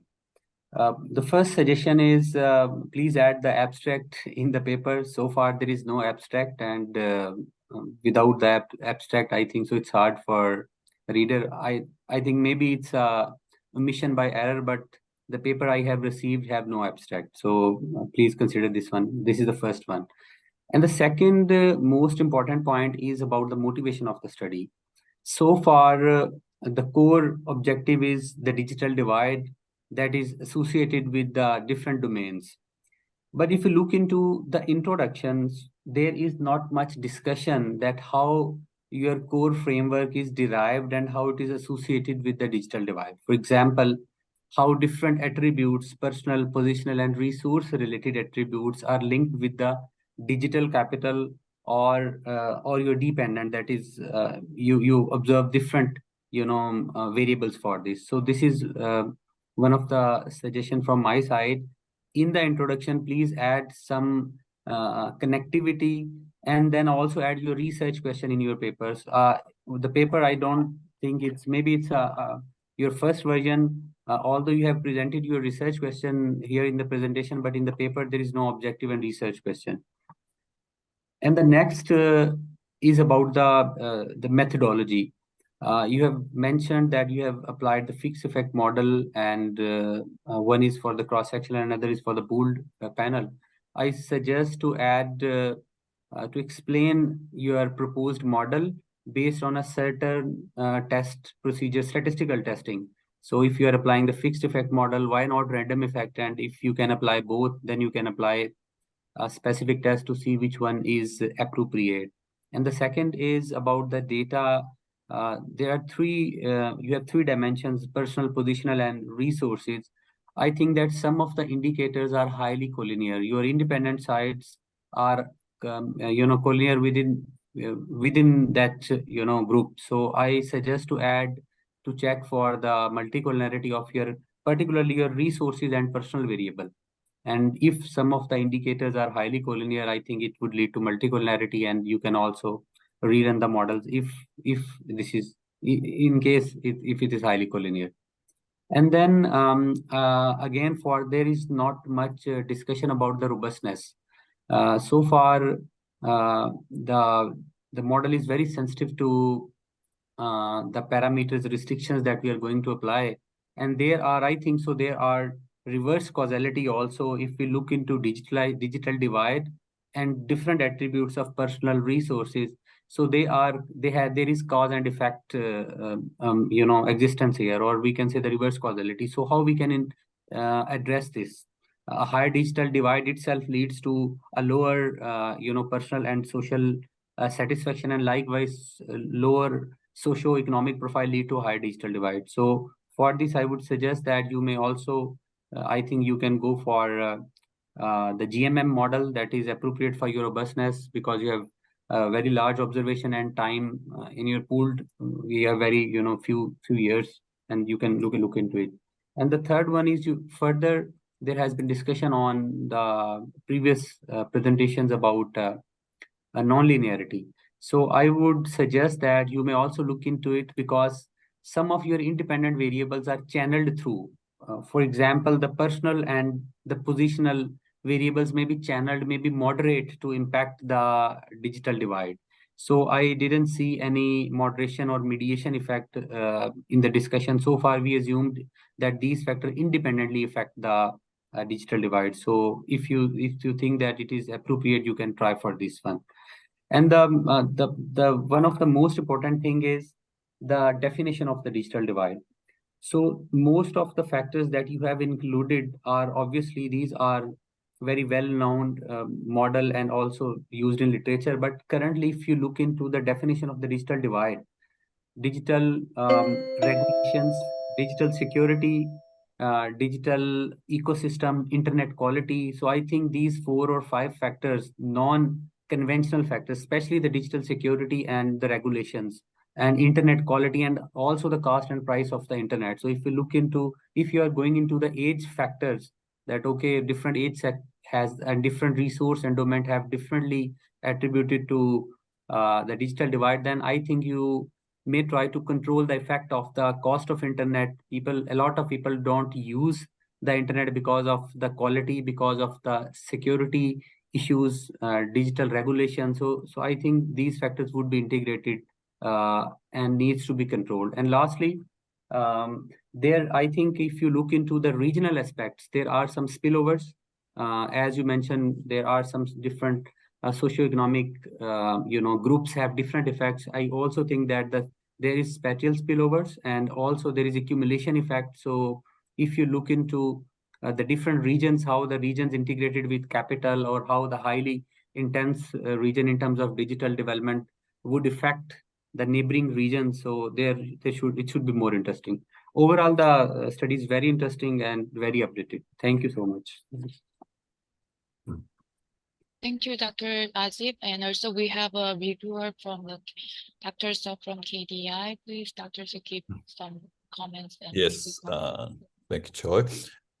This paper is also very, very interesting and informative, and I want to congratulate on your achievement. Very well organized, and you raise very interesting research questions, and very good review of literature and framing your ideas. And one thing very interesting to me personally is that your construction of digital capital based upon Bourdieu's approach is very innovative in some sense. And this kind of adventure, we should encourage further and further. Only this one is enough to make the value of this paper. So I highly appreciate your effort. And also, I'm very pleased to hear the Dr. Ashif Rajak's comment. He made very thoughtful and informative comments and very complimentary to your paper. So there's nothing to add further. As a whole, I enjoyed all these 3 papers, and also I was very, very pleased to have a very excellent discussion. All their suggestions are worthwhile to explore further, even though we cannot endorse all those things. So that is the value of this session. As much as today's session gave me the pleasure of listening and reading and lively discussion. That is my personal pleasure. Lastly, I want to share one idea that think about the first paper. Some comments that how we can envision the channels of mechanisms of interactions among variables. And also, since the title of this session is that challenge and policy advice, if we assume ourselves as policymakers, what value can we derive from these 3 papers? And also, what kind of decision making we can add in order to improve upon the challenges and cope with the challenges we are facing now? In this sense, it is very valuable, but also all 3 papers need to be improved further. We don't need to fully trust we don't need to only depend upon regression analysis. Regression analysis, empirical analysis is really complemented to our critical thinking. So all 3 papers contain those important aspects of critical thinking. So I advise you to not heavily dependent upon empirical analysis or not.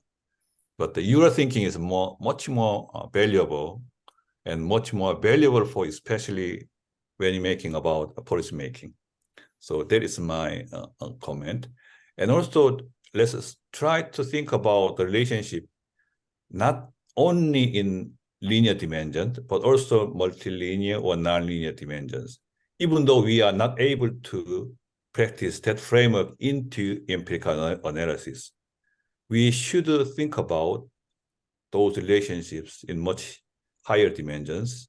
And also in that sense, it's very important to think about general equilibrium framework.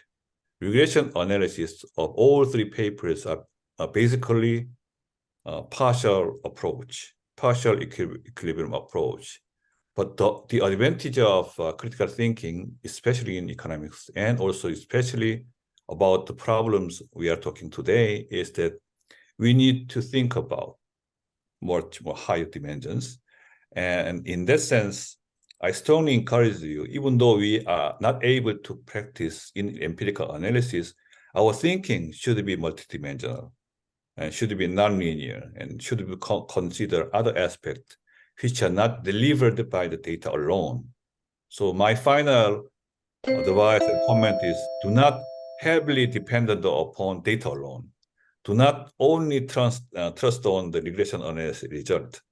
That is complementary to our critical thinking. The starting point of our critical thinking is the way of thinking general equilibrium approach. We need to think about this one sector and what will be the effect on another sector, and the economy as a whole is all connected each other. So regression analysis only give us one aspect, one slice of that complex process. So we can use empirical analysis complementary to our critical thinking. So I really congratulate all your three papers, and also I highly appreciate all the discussions made by today. I learned a lot. I enjoyed a lot of your presentation. Thank you very much. Thank you, Dr. Saw, for the comprehensive and thoughtful review comments. And Dr. Wook, do you have any response for the Dr. Azib and Dr. Saw's comment, please? Yes. First, I really want to express my many thanks to Dr. Azif and also Dr. Saw about those very thoughtful and very considerate comments and advices, and I take it in my mind, and I think I can improve my paper based on your useful comments. Thank you very much. Thank you. Okay, I think this is the end of this session A. So I thank you all the presenter and discussant for attending this session. Please, Tina, can you take over? Thank you very much for wonderful session. Let's go for a short break. Thank you so much for joining back. We continue. This is the final session of the 3-day event. I will remind you of the title of event, Digitalization for Green and Inclusive Growth. And the session title is Challenges and Policy Advice. And the session moderator will be today John Byrne, who is Vice Chair of Research and Senior Research Fellow of ADBI. John, the floor is yours. Okay, thank you very much, Dina. So welcome to this final session of this 3-day event. We will have 3 papers presented in this session. I would like to just briefly name the presenter and the discussant, and then we will go straight into the paper. So the first paper will be entitled Green Digital Innovation, Measurement and Evidence from the Republic of Korea. And the presenter is Hyun-Yi Choi, who's head of Global Partnership Team at KDI in the Republic of Korea. And the discussant will be Sheng Zhong, who is Senior Research Fellow at the Energy Studies Institute at the National University of Singapore. So first of all, Hyun-Yi, you will have 20 minutes to present your paper. So I will give the floor to you, and I will stop you talking after 20 minutes, and then we will go to the discussion, and we'll have a short time for Q&A. So please go ahead, Hyun-yi. Okay. Can you see my screen? Yes, we can see it. If you can put it onto the full screen format. I don't know where that is. It's let's see. Okay. That's it. Yes. Okay. Good afternoon. This is Hyunyi Choi from KDI. Today I will be presenting on the topic for green digital innovation, measurement, and evidence from Korea. The purpose of today's presentation is to derive the Green Digital Innovation Index present on analysis of 18 Asian countries, suggest provide policy recommendation for green innovation, particularly in the context of a decarbonization in developing country in Asia, and provide policy cases from South Korea. Digital innovation began with the technological advancements and internet access, and it has since accelerated with the development of technology such as artificial intelligence, big data, and the Internet of Things. Through this, the utilization of artificial intelligence and automation technology in production has enhanced productivity and expanded economic activity. Furthermore, digital platforms are creating new industry and opportunity. In response to climate changes, the global community following the 2015 Paris Agreement has set ambiguous greenhouse gas reduction target. Numerous countries are committed to carbon neutrality by 2050, exploring innovative economic strategy to achieve this. Emphasizing the role of technology, there is notable traction toward the digital solution promoting green growth, such highlighted by Gosh AR 2019.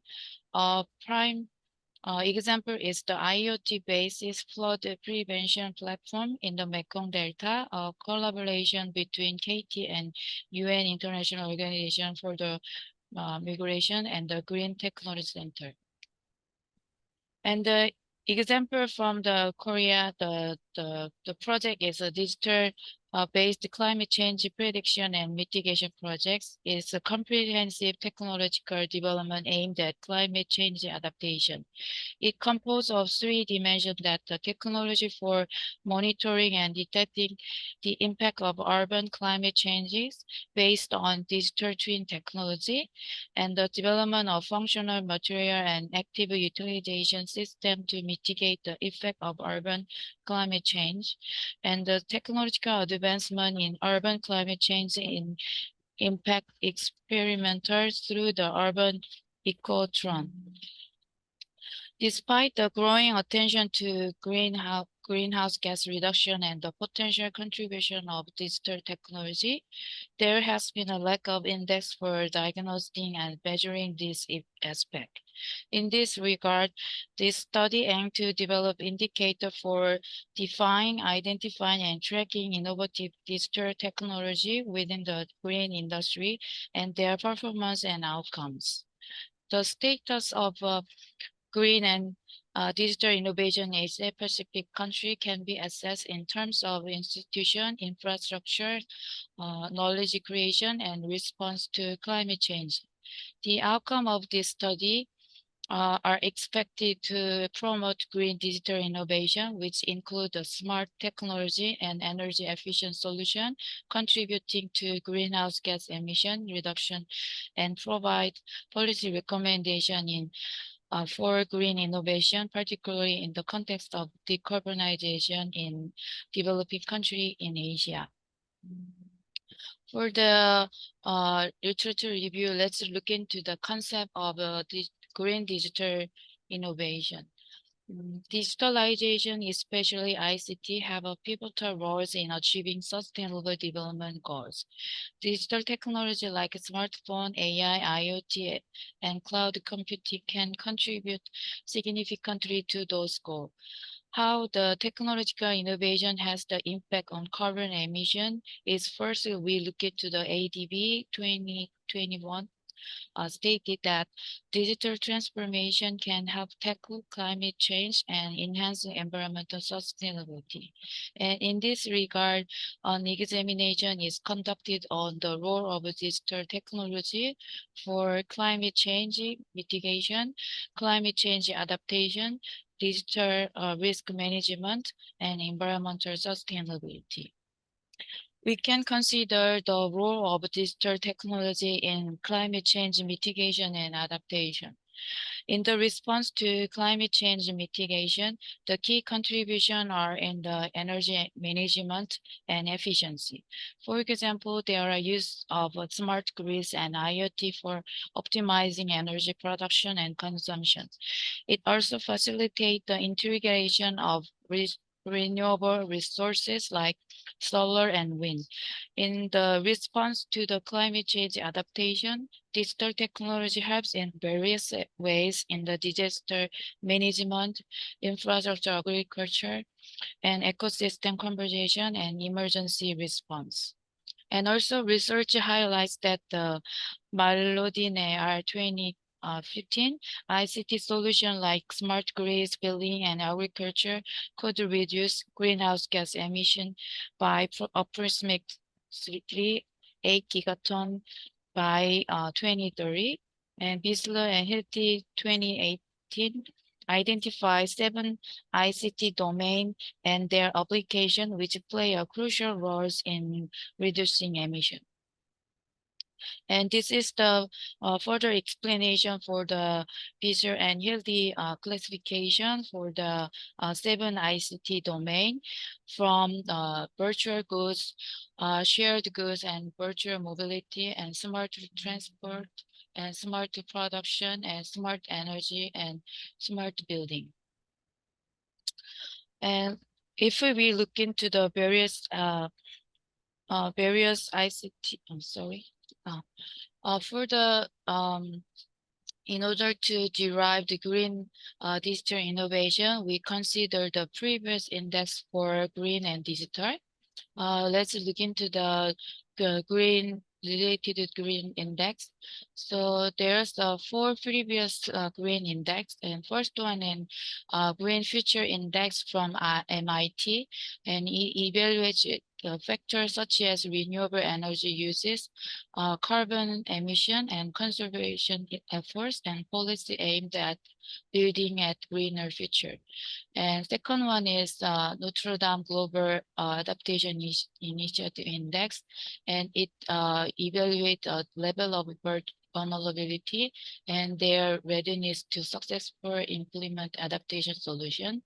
And third one is Climate Change Operation Framework.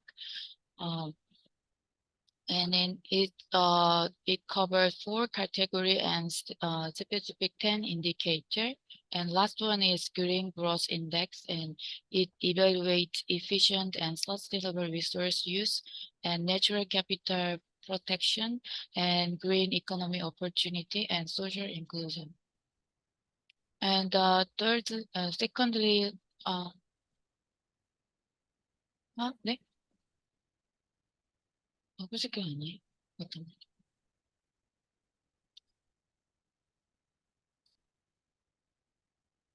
Second one is look into the index related to the digital. We have a World Digital Competitiveness Index. There are 3 main categories: is knowledge and technology and future readiness. And the second one is OECD Going Digital Toolkit. It has 7 interconnected areas: enhancements of network accessibility, efficient utilization of digital technology, and promotion of innovation, and provision of quality employment, and elevation of social prosperity, reinforcement of trust, and facilitation of market openness.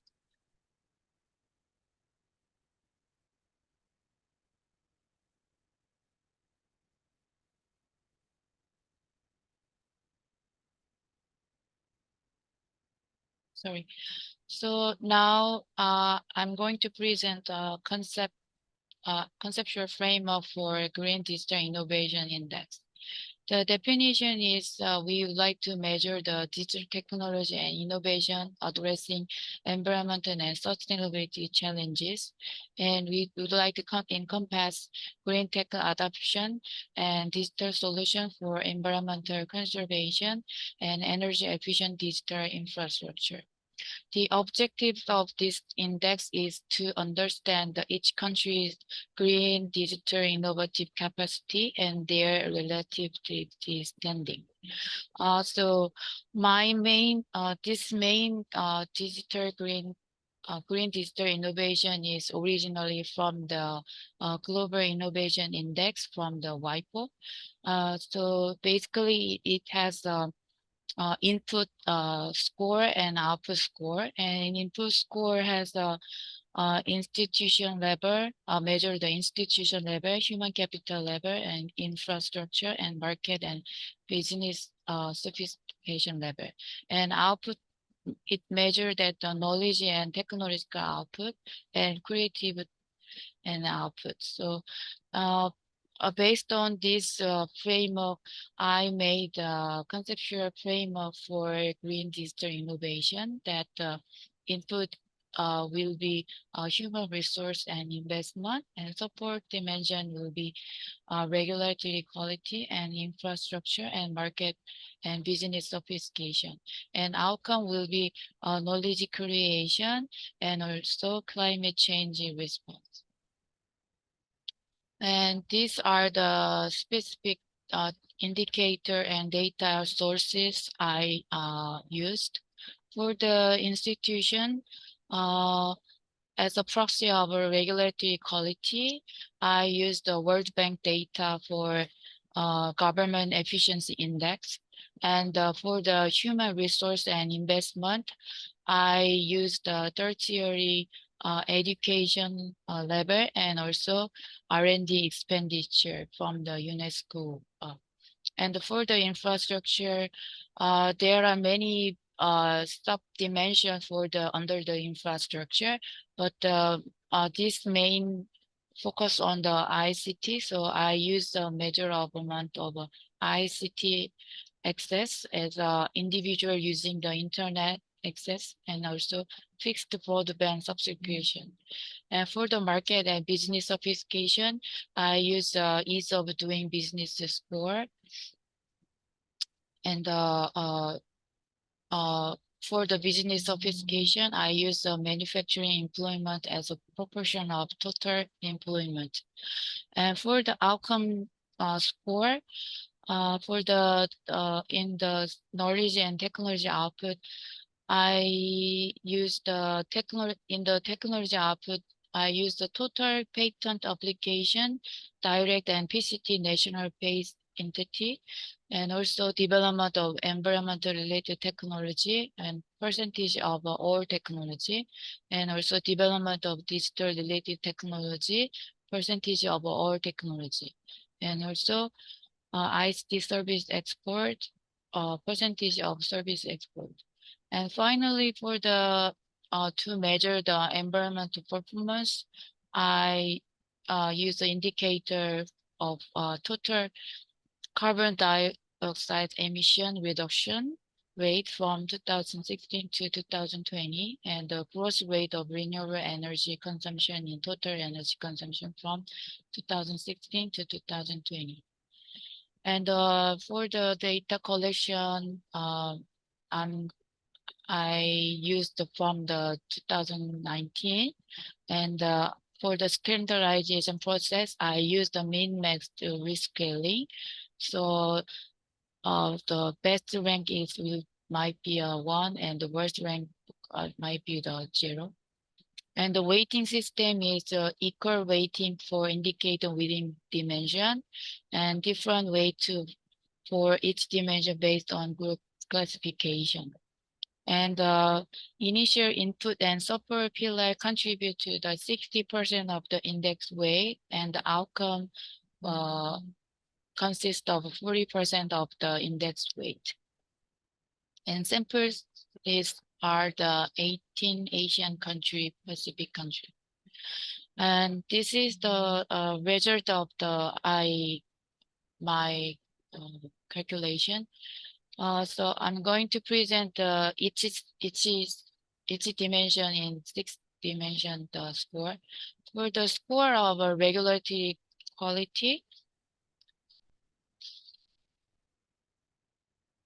is explore the perception of the government's proficiency in formulating and implementing sound policy and regulation that foster private sector development. And Singapore emerged within the top score, tailored by Georgia, Korea, and Malaysia. Second one is the human resource by examining on tertiary environment rate and R&D expenditure. So Korea takes the lead, followed by Singapore, Thailand, Kazakhstan, Georgia, and Mongolia. And in the score of infrastructure by individual internet and fixed broadband, the country with the highest rankings are Korea, Singapore, Georgia, Uzbekistan, Azerbaijan. And in the score of market and business sophistication, countries including Korea, Malaysia, Vietnam, Thailand, Singapore, Sri Lanka, Indonesia, and Georgia have demonstrated above average score. And the score of knowledge creation, Korea, Laos, Pakistan, Azerbaijan, Sri Lanka, Armenia, Kyrgyzstan exceed the average score. And the score of climate change, South Korea and Kyrgyzstan secured the first and the second position respectively. The reason why Kyrgyzstan has the high score, it is quite increasing. Note that the amount of carbon dioxide emission reduction is 13% over the past 5 years, where the average of the 18 countries situates in the actually the increase the 0.8, showing a negative side. Finally, the total score of green diesel innovation, Korea holds the premier position, followed by Singapore, Malaysia, Georgia, Thailand, Kyrgyzstan, and Kazakhstan, which compose the first tier of the ranking. The bottom left figure represents the log of GDP per capita on the x-axis and the Green Digital Innovation Index on the y-axis, demonstrating the positive correlation between GDP per capita and the green digital innovation for the most country. This signifies that as the GDP per capita increased, the green digital innovation score correspondingly elevated, a finding consistent with the existing result and GII report. More, South Korea is positioned above the trend line in the graph, indicating the higher level of green digital innovation achievement relative to the GDP per capita. And similarly, Kyrgyzstan also situates above the trend line, showcasing superior performance compared to the other nation in similar economic scale.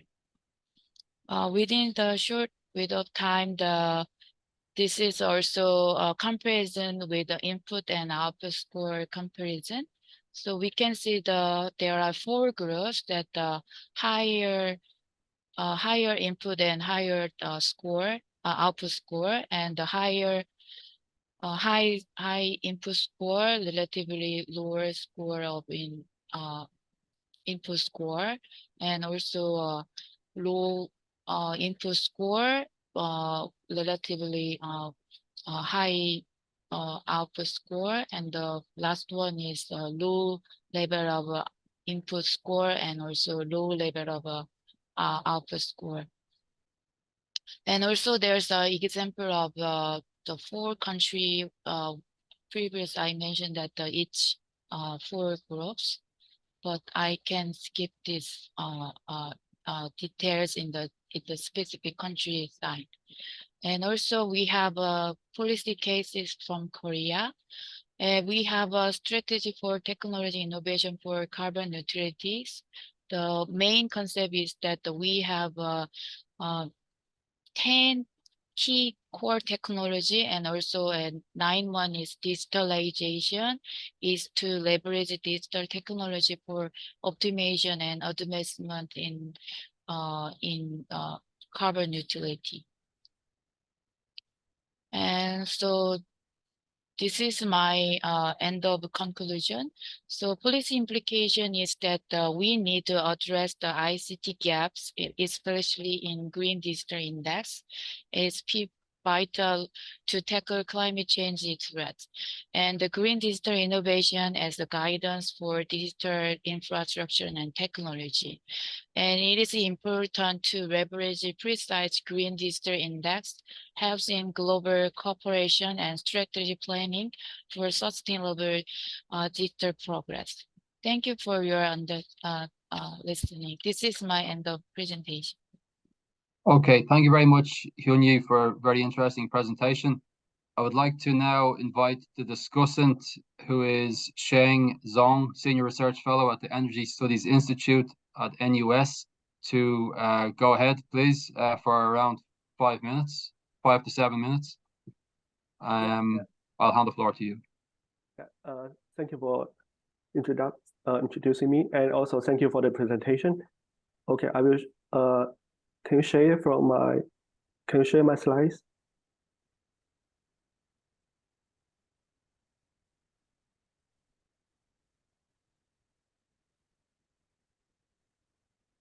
Can everyone see my slides now?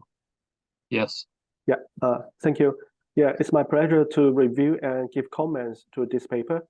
And I think I don't have to mention every detail pieces of detailed information of this paper. And to me, it is one of the maybe the pioneering papers on combining the green growth and also the technological development into a single index. And the authors developed the framework to cover certain indicators from 6 dimensions.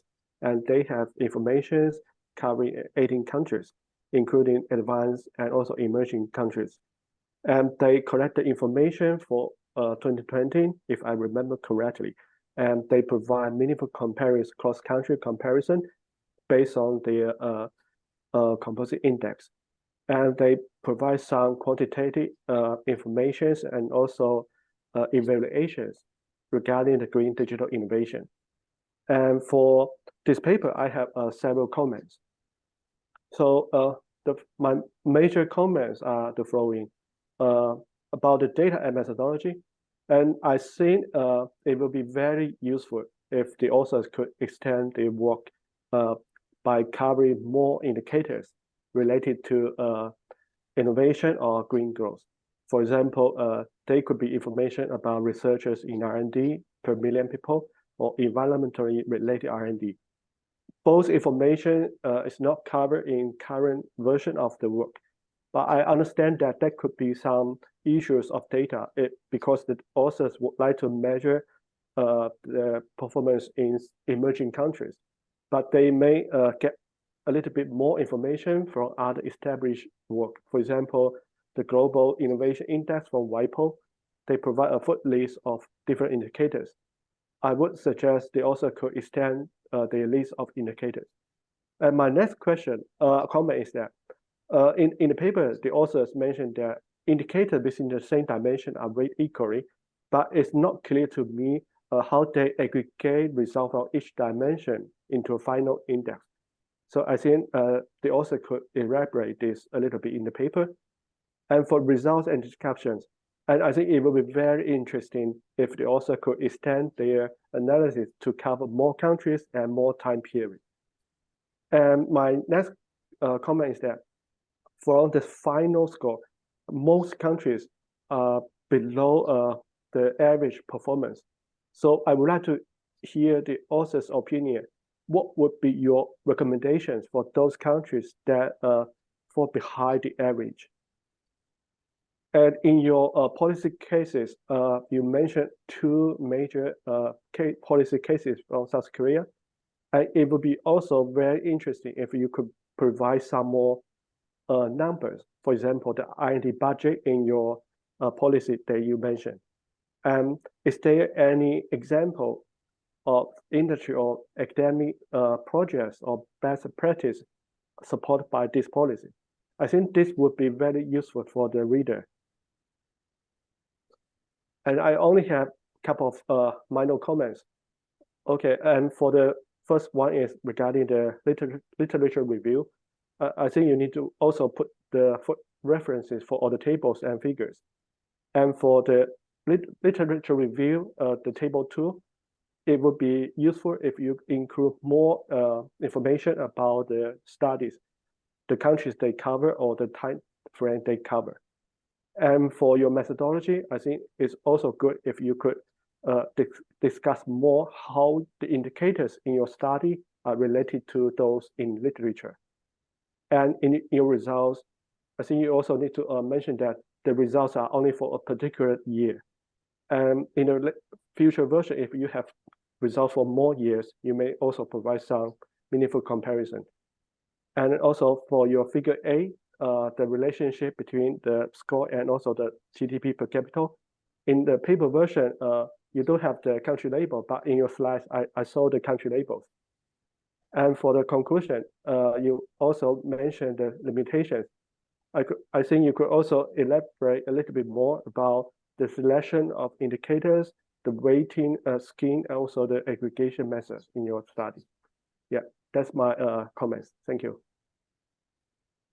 Okay, thank you very much, Sheng. Very good comments. I would agree with what you have made as some of your key observations, notably in relation to the methodology. I was also a bit unclear as to how the indicators were essentially combined to come up with the overall measure of green digital innovation. So perhaps Hyun-Yi can reflect on that when I give the floor to her. Yeah, so basically to describe a little bit more the methodology used. Another point would be on how the selection of the indicators was derived. And I think for many of the indicators that are used, they are very highly correlated with each other. So it may lend itself to something like a principal component type of analysis to extract the core relationship between those measures in developing the index. I don't know if the authors considered that. And finally, I think Sheng has touched upon the point that the index is available for a single year. So obviously, it would be very useful to have a time series of this type of measure. So is that something that the authors are looking at as well? So that said, I will now hand the floor back to Hyun-Yi, who has around 3 minutes to, reflect on all of that and provide some comments. So go ahead. Thank you, Dr. Sheng and Dr. John, for your invaluable comments. So, first of all, I would like to mention that within the ability of indicator, I would like first of all, I would like to include as many indicators as possible, but within the data availability, I chose these variables, and also that as I mentioned that in the paper, with this framework, I would like to consider time series analysis furthermore, and the mention about the correlation between the indexes means that I used the index with average. So I put the 60% of the weight in the initial 4 pillars in the input and support variables, and 40% of the weight on the knowledge creation and environmental performance. And among the comments from also Dina from the how we can interpret this green district index, and also I also by making this framework, there was also my concern that how we can interpret this score. But the main concept is that we would like to need this kind of comprehensive index by connecting digitalization and carbon emission efforts, that how each countries are in the level of the ICT access, and also how each country is achieving the knowledge creation in the, especially in technology, in environmental technology, and also digitalization technology. So that's why I put the this indicator in the knowledge and technology output, and also to look into the achievement in environmental performance, I put into the total carbon dioxide emission reduction rate, and also growth rate of renewable energy consumption. So general idea is to briefly, to provide the overall conceptual framework in the green digital innovation, and also to see the level of each country. And for the policy direction might be in, if we look into the 4-dimensional current trend. So I will present more details of policy direction for each groups, that how we can increase the ICT and also achieve the carbon dioxide emission. Thank you very much. Okay, thanks very much, Hyuni, for those responses. I hope you'll be able to take on those comments in the revised version of the paper, notably in terms of, justifying the approach, the weighting scheme, and being more convincing on the methodology used. I think that would be a very nice output in terms of paper, if those comments are dealt with. Okay, so now we're going to move on to the next paper, which is entitled "What Drives Digital Transformation?" The presenter is Willem Smit, lead faculty for entrepreneurship, Fulbright University, Vietnam. The discussant will be Joni Jupesta, research fellow. Sorry, something jumped up on my screen. Research fellow and academic associate, Institute for the Advanced Studies of Sustainability, United Nations University, Japan. Okay, so firstly, Willem, please go ahead for 20 minutes. Thank you, John. Hello, everyone. Great to see you all here. I'm excited to share some new research. I must say it is preliminary. Very preliminary results. So your input is highly valued when looking at this. Let me see if I am sharing the right data screen. Can you see my presentation? Yes. Yeah. Okay. Yeah, this is joint work with Dong Yung Park, ADB, and Erko Autio from Imperial College. The motivation is really to look not only at the digital divide in the world, but also how this has been changing. As we see with new technologies, can you see the changes of my slide? Just checking. I had a problem yesterday. I can see your slide. One half is empty. One half, the left-hand side has a chart on it. Yeah, that is right. Okay. Thank you, John. Yeah. So as the speed of innovation diffusion accelerates, if we see look at innovations of new categories, some with network effects, others without, you see an acceleration in the diffusion. And that is also what we were kind of curious for across the world for internet that has large internet network effects. When we look at when we map all the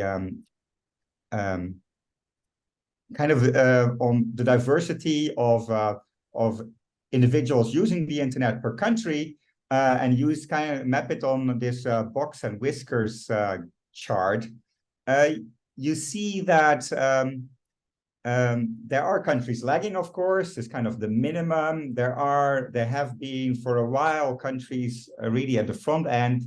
But you also see the average is not only going up, but the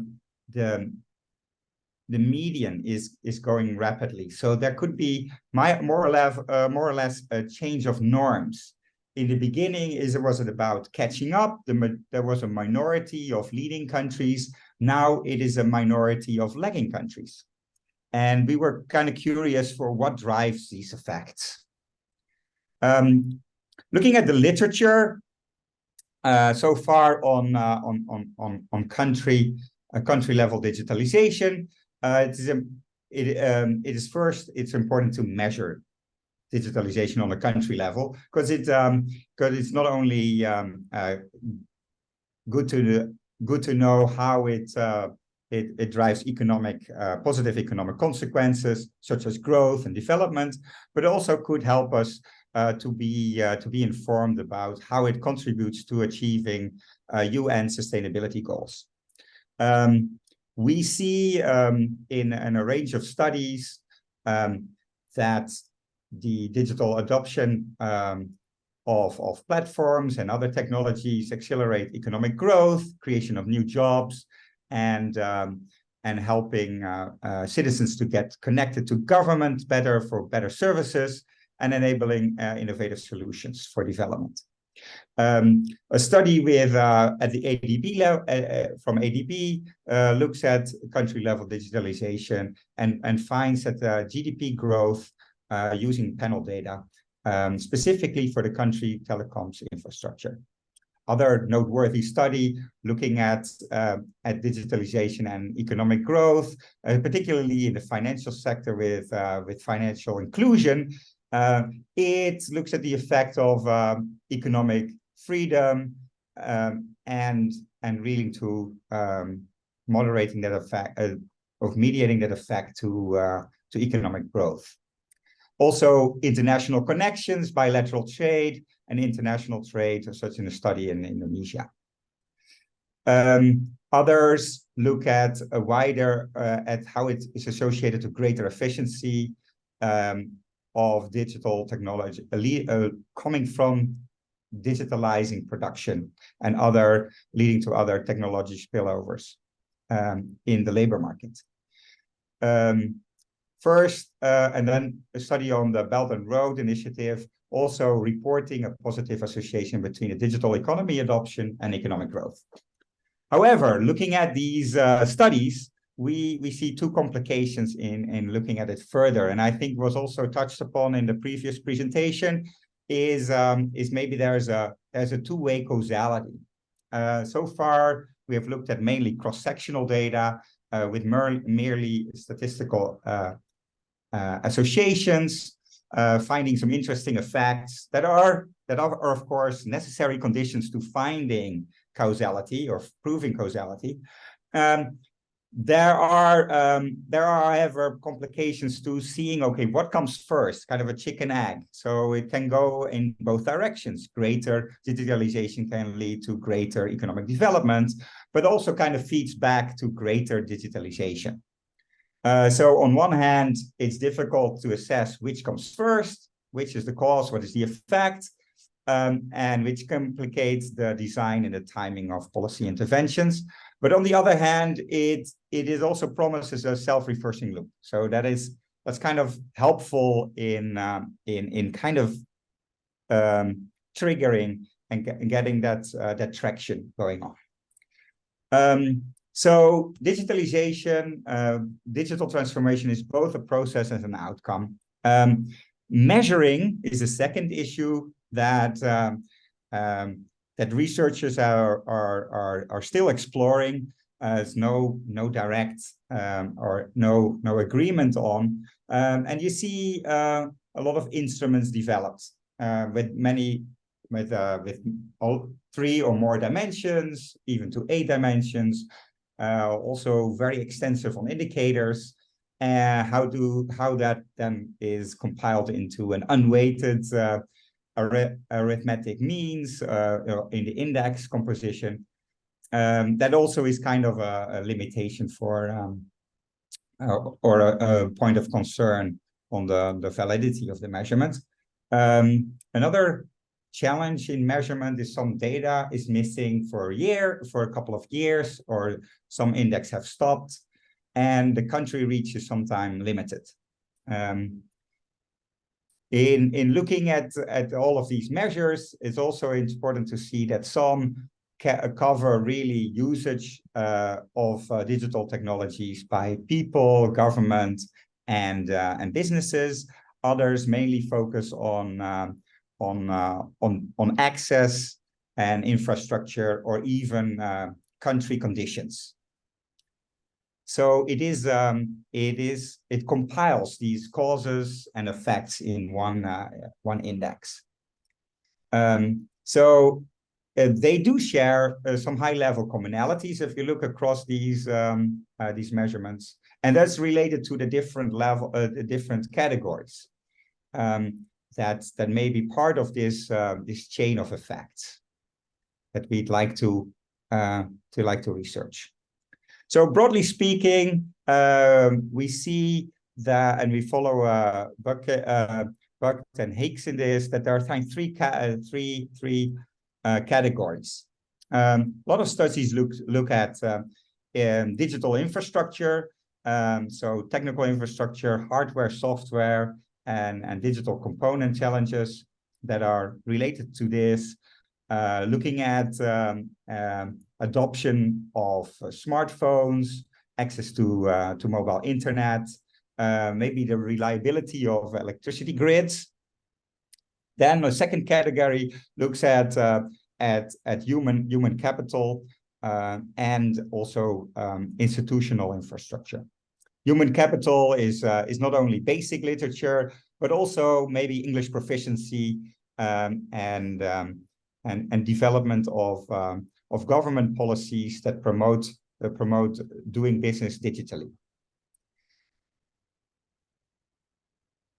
And then there are the characteristics of government of country resources that may enhance or may impede a further digitalization of their economy.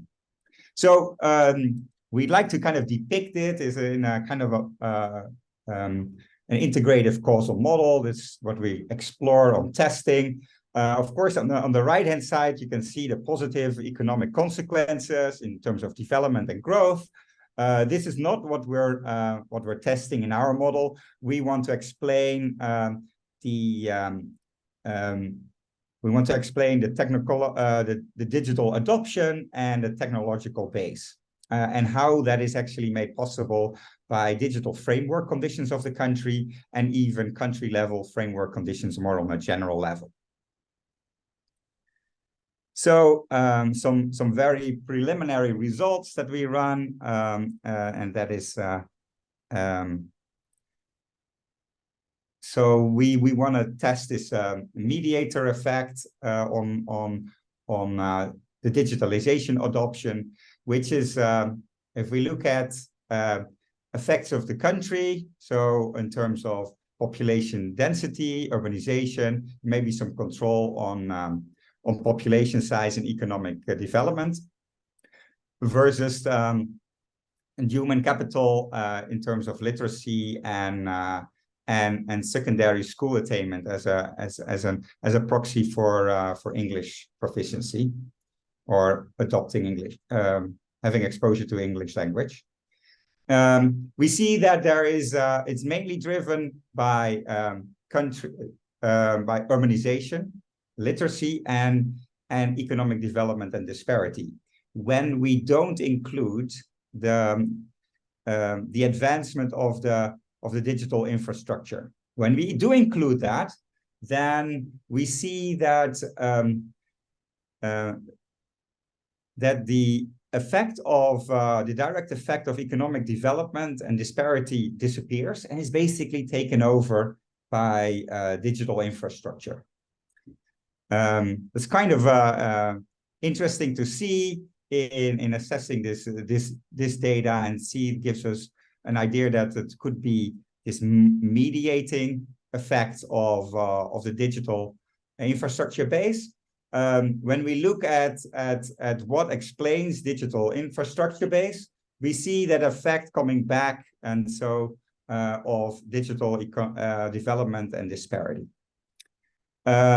We lack the effects of the country and the human capital and institutional framework. So to get an idea for that that causal relationship. So this is where we are so far. Of course, this we aim to contribute on addressing these issues in assessing the mechanisms of country-level digitalization by addressing the two-way causality and different measurements, kind of unpacking that, the different measurements. We are collecting more data on more institutional and resource-based framework. The problem is that we're actually dealing with a limited set of countries. So I'm kind of jealous if I see those data sets of over 1,000 observations. But we're trying to look at more at the dynamics, the time dynamics. So far, I look at the time slot of the last part of 2016 to 2021. But if we look closely at the chart that I showed in the beginning, we may see a shift of drivers. I'll explain it a little bit later. If we're addressing this two-way causality, we are separating, like from the measures, separating the independent or predictors from the dependent variables, teasing that out. We look at lagged effects and specifically look at the sensitivity of that lagged effect. And we're also going to look at actually is a test that I'm going to do soon is the reverse effect. So see if that is weaker of digital infrastructure on digital usage.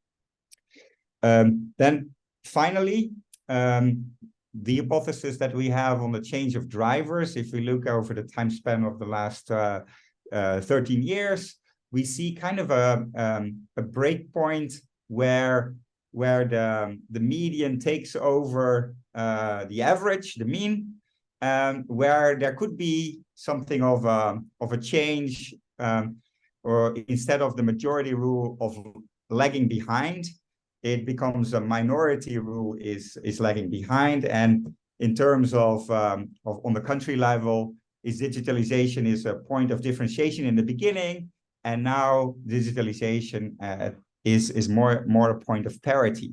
So the lack of digitalization gives you country disadvantage rather than catching up that gives you an advantage, which was before 2015 maybe the case.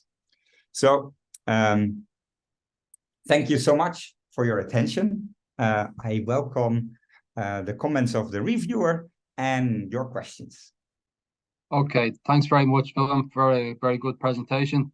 Let's go straight to the discussant, who is Joni Jupesta, Research Fellow and Academic Associate at the Institute for the Advanced Studies of Sustainability at the United Nations University, Japan. So, Joni, please go ahead for 5 to 7 minutes.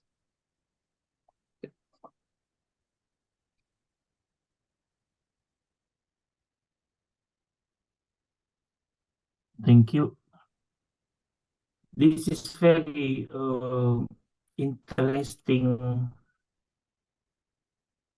presentation, I would like to say. I just want to give some small comment on the paper.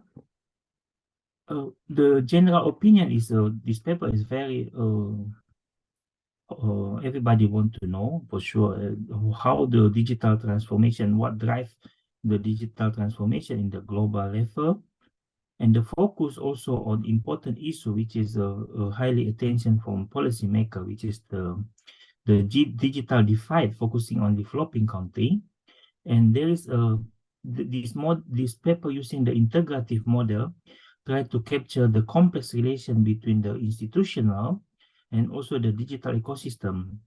And the country study, I think, will be what to investigate after the global scale model develop it, because I think the difficulty, what I understand, is to gather the data across different country and different region, maybe some problem.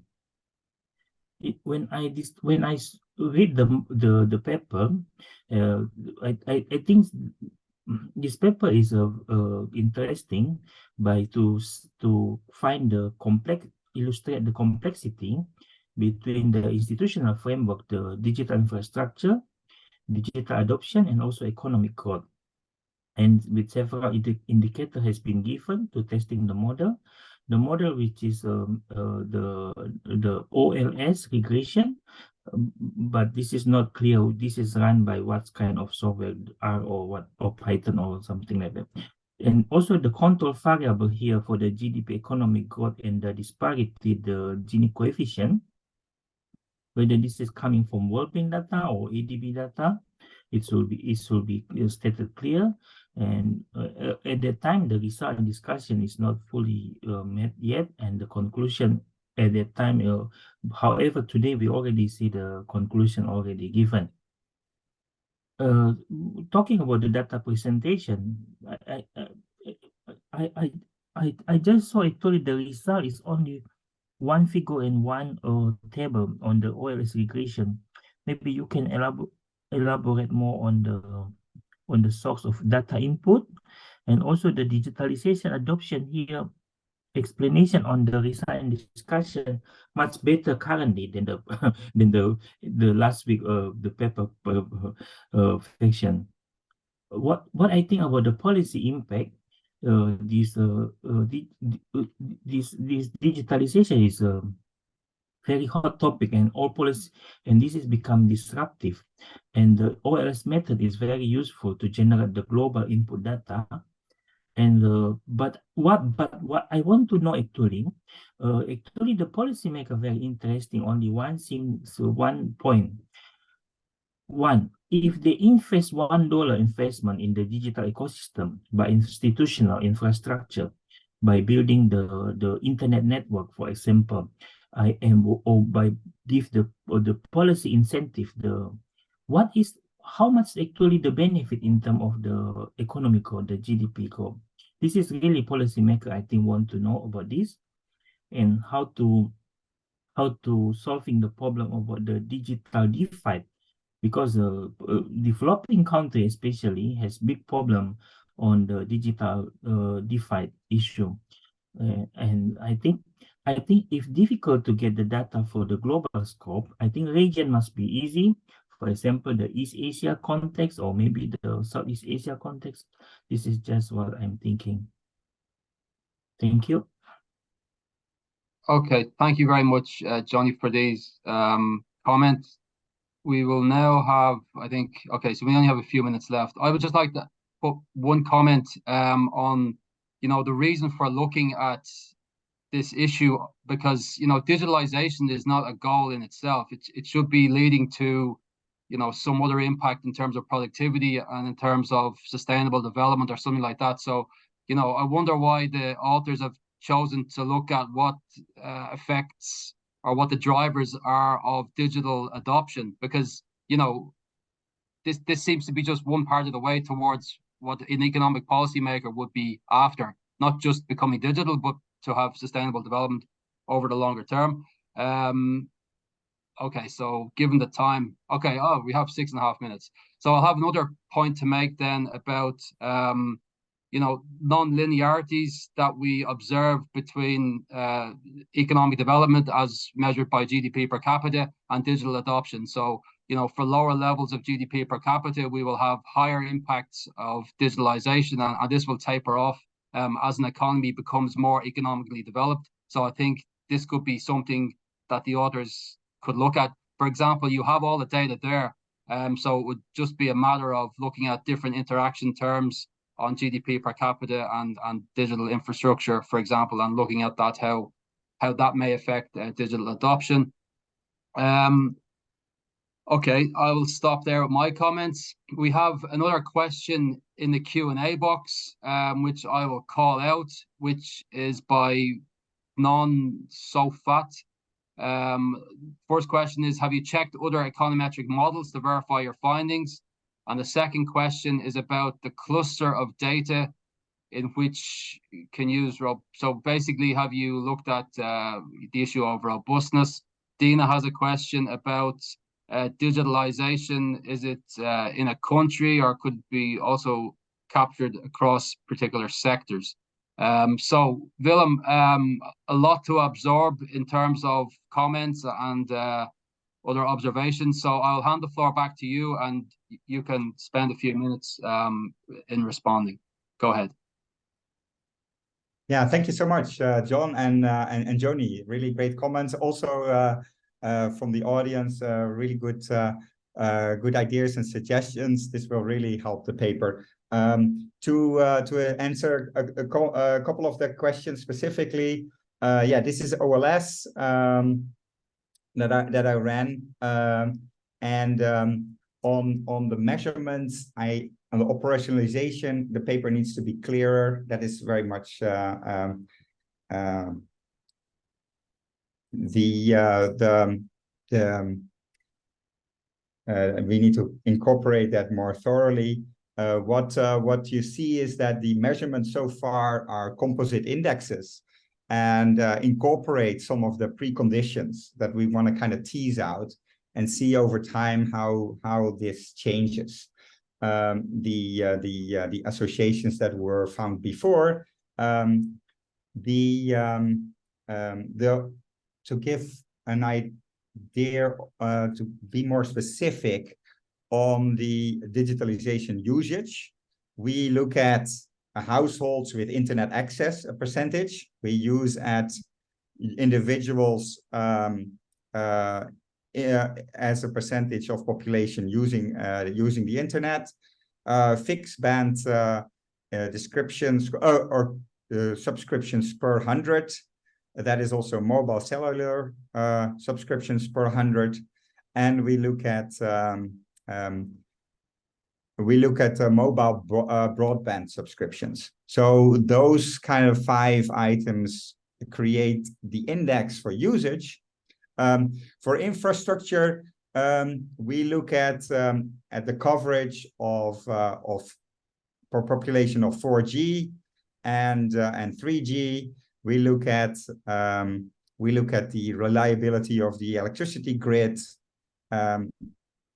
Those were the main 3 connections. Yeah. Yep. Oh yeah, and download speeds. It's constructing the data set is not completely all the years are available for all countries, so countries drop out. That's why the model is assessed now so far with 67 countries of the 188 that the UTU provides. So looking at completing the data set is actually a big challenge in this project. That also limits kind of the opportunity to assess interaction terms, because the degrees of freedom per variable is when it drops below 10 is going to be hard, right? So the major efforts now are looking at the completing the data set. And then we can also run more robustness checks that were also suggested. One robustness check is, I think, easy to do. That is the inverse effect test, where I just swap the relationships. That is and some lagged effects tests, the sensitivity of lagged effects. But if there are other tests that I could run, please let me know. And since we're assessing S-curves, we need to do look at nonlinearity of these effects. I agree completely. And kind of a rough idea to look at those nonlinearity is actually looking at those two cohorts or two kind of regimes, if you can call it, kind of the pre-2015 regime where being digitalized was an exception, and to post 2015 when digitalization was the norm. And it's about, I think the countries that are left out at that point are struggling with major other things than investments in infrastructure. That is my hypothesis so far, but I will come back to this. Please send me, stay in touch, and thanks so much for all the advices. Yeah. Okay, well, thank you very much for your response to the comments. I hope you'll be able to deal with these comments in the revised version. I think very important will be to, make the connection between your motivation for the study and the research question and econometric approach that you actually employ, because you talk in the motivation about the role of digitalization on economic growth and other positive economic outcomes such as that. Yet, when we look at the econometric part, you're just looking at what affects digitalization. So the motivation would suggest to look at the effect of digitalization on economic growth, rather than that's a great idea. As just an end point in itself, which is not a goal in itself. So it could be something to consider. Anyway, given the time, let's move on to the final paper of this session, which is entitled "The Effect of Digitalization on Jobs, Smart Factory Policy in Republic of Korea and Policy Implications for Developing Asian Countries." The presenter is Yoon-Sun Hong, who's a research associate at KDI in the Republic of Korea. The discussant will be Reshmi Sengupta, who is Associate Professor of Economics at Tulane University, India. First of all, Yoon-Sun Hong will present for 20 minutes. So I'll hand the floor over to Yoon-Sun. Go ahead.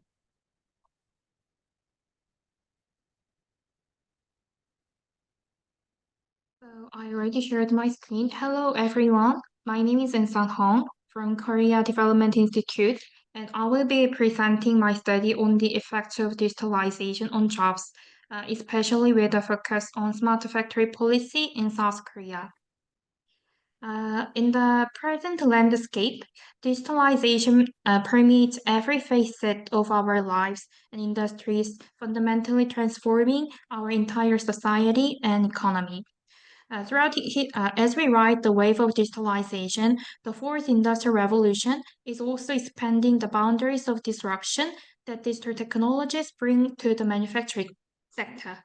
Throughout history, technological innovation has always rearranged the employment terrain and ignited debates on its impact on labor. So digital technologies are not exception to this trend, making it highly relevant and timely to discuss how digitalization affects jobs so that we can effectively address the labor market challenges. Among these transformative digital technologies under discussion, the smart factory stands out, which is a fully integrated collaborative manufacturing system based on data and modern technologies. In this context, this paper delves into a comprehensive review of existing studies on the interplay between digitalization and labor, particularly focusing on South Korea's smart factory policy. The effects of technology on jobs are varied and shaped by various factors, including context and the specific technology in question. So for this reason, to add empirical evidence, this paper employs firm-level data from the case of South Korea and conduct a straightforward difference in difference analysis of the smart factory policy. Building on our findings, this paper aims to extract policy insights, and these insights are intended to benefit Asian developing countries in terms of smart manufacturing. Now we'll move on to the literature review. Despite several efforts to define digital transformation and relevant terms, this paper draws on the OECD report as a guiding resource to understand digitalization, which you can find on the slide. According to the OECD, these definitions demonstrates that digital transformation is not the mere application of digital technologies, but instead it is expected to bring about a holistic socio-economic impact that ripples through various layers of society. This approach allows us to address many myriad challenges and issues stemming from the ongoing process of the fourth industrial revolution. Building upon this understanding, the fourth industrial revolution can also be viewed as a multidimensional socio-economic phenomenon, particularly unfolding impacts within the manufacturing sector. After going through previous revolutions, now the fourth industrial revolution builds upon the third and extends the boundary of digital technologies to include cloud computing, big data, artificial intelligence, machine learning, and blockchain. These extended digital technologies do not work in isolation, but rather work in concert and complement each other within an ecosystem. In this context, what truly sets the fourth revolution apart is the rapid and intricate interplay of digital technologies in production. This characteristic expands the literature on the relationship between digitalization and labor, shedding light on how these highly interconnected and fast-evolving technologies influence employment dynamics and the future of work. Given smart factory is a conversion of such various interconnected digital technologies, it can represent a particularly relevant subject for exploring these questions. With the rapid evolution of automation technologies, the concept and scope of traditional factory automation have expanded into what we now refer to as factory smartification or smart factories. Unlike traditional factories, smart factories harness digital technologies to manage and control the production processes and quality in real time. They enable the proactive production of customized products tailored to consumer demand on a per process basis through digitalization and networking of all production processes, products, and resources. So it's crucial to note that the core of a smart factory is this digitalization and networking component, highlighting that it is not defined by a single technology, but rather by the intricate interplay of digital technologies that are networking with each other. Before diving into the investigation of smart factory and its effect on jobs, this paper reviews existing studies on the effects of labor from various perspectives, but due to the time constraint, I will briefly sum up this part. Many studies focused on individual technologies such as industrial robots and AI, while investigating their effects on labor at various economy layers from individual to aggregate market, labor market. As a result of this review, it is found that while several studies have examined the adoption of industrial robots using farm-level data, still farm and plant-level evidence is relatively lacking compared to other levels. As new digital technologies, including industrial robots and AI, are capable of reshaping firms and organizations dramatically through interconnected networks, as I mentioned earlier, the literature needs to be extended to encompass these characteristics. This is why this paper particularly focuses on smart factories and expect that the analysis of a smart factory can provide valuable evidence on the effect of new digital technologies on labor at the firm level. Indeed, traditionally advanced manufacturing countries have already fortified their industrial sectors through digitalization and innovation policies. Here, the thing is that a common pillar observed in the policies of Germany, Japan, and the United States and China is the emphasis on smart manufacturing and support for small and medium-sized enterprises. Likewise, South Korea, much like other manufacturing powerhouse countries, places substantial emphasis on industrial digitalization and smart manufacturing to boost the competitiveness of its manufacturing industry, especially focusing on supporting SMEs. One noteworthy initiative is the Manufacturing Innovation Phase 3, which commenced in June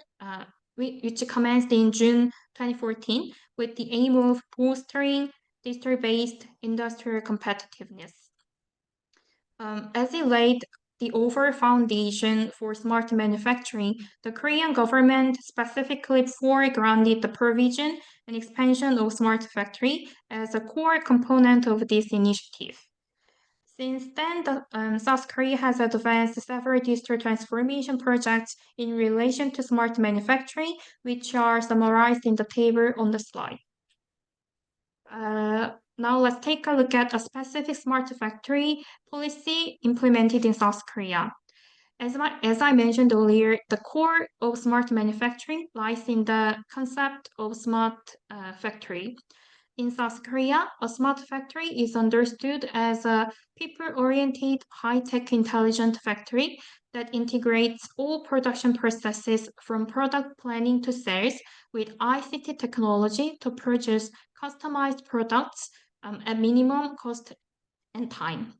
The primary features of smart factories are summarized on the slide, so you can refer to them. In relation to the target numbers set by the policies, the Smart Factory Supply and Expansion Project was initiated in 2014, and this policy measure was designed to facilitate the adoption of smart factories by SMEs, thereby propelling their manufacturing processes to a new level. This table right here just summarizes the Smart Factory Supply and Expansion Project, which has been implemented between 2015 to 2022. However, here's the thing, despite such attempts to spice up the policy with quality improvements of smart factories, the big spotlight remained on the quantitative expansion to build 30,000 smart factories by the year of 2022. The Korean government achieved the goal by the end of 2022 already as planned, but there is a remaining question of whether the policy measure not only achieved the numbers, but also really gave the participating firms economic profile and employment figures a boost. For subsequent analysis, this paper employs two data sets and matches them up. The first one is the Smart Factory data set with about 30,000 companies that have participated in the policy during the period between 2014 and 2022. The second one is the corporate data set with about 50,000 companies from KID. By matching these two firm data sets, the paper divides the companies into two groups, the matched group with the companies that align with the smart factory list, and the other group, the comparison group with the companies that do not correspond with the smart factory list. Due to the limitations of available data, this study simply adopts the difference-in-difference technique to analyze the differences in sales, salary, and employment between these two groups before and after 2014, which is the year when the Smart Factory Supply and Expansion Policy first kicked off. Before moving on to the analysis part, I'd like to point out some critical data limitations that have constrained the scope of this paper. Firstly, the Smart Factory dataset is lacking essential details such as the level of smartification of the participating firms and the project year in which they received policy support. Due to compliance with relevant regulations, the Information Disclosure Request Committee within the Ministry of SMEs and Startups, which is a main entity regarding Smart Factory, has provided only the names of the participating firms, withholding other business-related information. And secondly, the data set exclusively encompasses firms that received support through the Smart Factory policy. So it does not encompass firms that independently adopted smart factory technologies. So consequently, the analysis can only offer insights into the outcomes of the smart factory policy as a treatment without capturing the broader landscape of smart factory adoption. Firstly, The analysis is conducted to compare the difference in sales before and after the year 2014 between two groups. The matched group is SF is 1, and for unmatched forms, SF is 0. Comparing the difference in sales before and after 2014 seems to be much bigger for the matched forms. Next, regarding the employment, the findings suggest that matched forms showed a more positive trend in employment changes compared to the unmatched forms. So the matched forms on average saw an increase in employment, which aligns with the expectation that smart factory adoption can lead to more employment. Then for the DID analysis, where industry and time effects are controlled, SF is a dummy variable here, indicating firms listed to receive smart factory policy support. And SF after is another dummy variable indicating the time period after 2014. So SF and SF after it represents the interaction between SF and SF after. In other words, it helps assess how the effect of smart factory support may change over time. The positive coefficient for sales and employment in this table suggests that the impact of smart factory policy is stronger after 2014, both in terms of sales and employment. This analysis seems to be evaluating the impact of smart factory support on the variables of interest while considering industry and time effects. So yes, so furthermore, I'm doing additional analysis to compare the salary difference between executives and other employees, but the detailed analysis is not yet completed, so I'll keep on it later after this seminar. But I'm looking forward to figuring out the varied effects of smart factory on employment depending on positions and draw relevant policy implications. So the result shows that the firms supported by the policy have more positive changes in sales and employment. So in the short term, promoting and deploying smart factories appears significant, but it is premature to conclude that the policy has been generally successful. Actually, there are some views that to make the policy more rigorous and effective, additional factors that make a factory become smarter should be identified and considered in the policy framework. For example, the presence of an ICT division, the CEO's willingness to digitalize, the level of structured human resource management, and technology adoption. And as I'm on the process of reviewing and finalizing the analysis, the policy implication part is not completed yet, but I'll briefly go through this part that has been explored so far. So concerning the digital divide among countries, a country's income level is a decisive factor in determining its accessibility to and affordability of digital technology. In contrast to so-called developed countries, developing nations face substantial obstacles related to regulations and the policy environment even from the outset of their digital transformation journey. So these constraints in their digitalization landscape hinder the progress of developing countries toward middle or high income status. Despite being considered as the fastest growing digital economy that actively capitalizes on current growth opportunity, the Asia-Pacific region also grapples with digital divide issues within its boundary. When examining the region's digitalization landscape on its own, it becomes evident that a widening gap exists among sub-regions, notably between East-Northeast Asia and South-Southwest Asia and the Pacific region, additionally between landlocked countries and more developed countries. The digital divide among countries in the Asia-Pacific region may imply the need for more tailored, sophisticated policymaking to achieve genuine digital transformation and thus driving economic growth in Asian developing countries.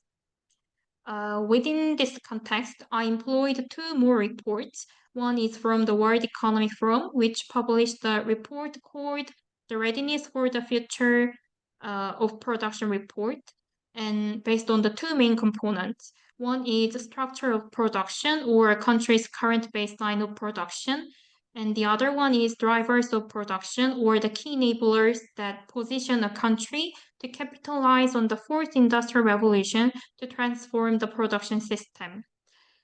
The 100 countries and economies included in this assessment are assigned to one of four archetypes: leading, high potential, legacy, and nascent countries, based on their performance in the drivers of production and structure of production. To compare their digitalization level with the manufacturing aspect of Asian developing countries, this paper relies on one more recent study conducted by Jay Kim on the topic of developing countries' demands for digitalization and policy strategies. Kim develops the tool to measure developing countries' digital transformation status and level, called the Digital Transformation Index for Development, Digital Transformation Index for Development, DTI4D. So by reviewing those two reports, Thailand, India, and the Philippines, which are legacy countries, and nascent countries such as Indonesia, Mongolia, Vietnam, Bangladesh, Sri Lanka, and Cambodia, are selected for my further analysis to draw implications for Asian developing countries. Therefore, so as a result, I will draw implications to design smart manufacturing policies tailored to their specific circumstances. And the previous analysis is definitely highlights the need for additional factors that should be included in the smart manufacturing strategy than just a quantity-based approach. So I'll be reflecting the comments and feedbacks from today's seminar to my study further after this seminar in order to develop my study, afterward. Thank you.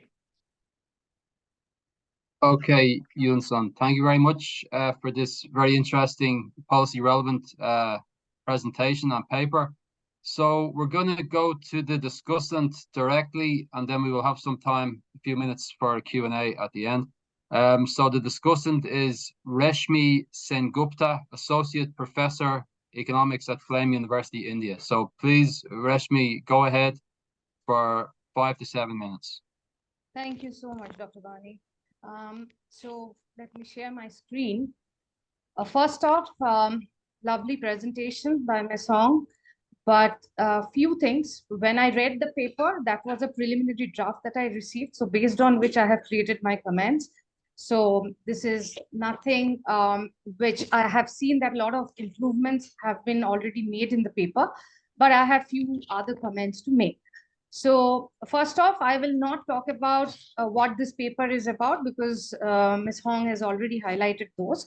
Let me briefly highlight about the strength of the paper.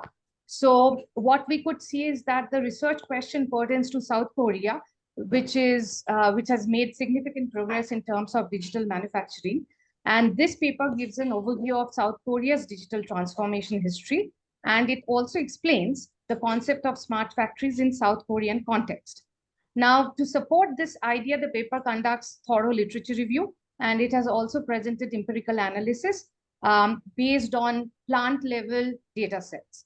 And the objective is also to talk about pre-post analysis and to come up with some cross-country conclusion, to draw some cross-country conclusions.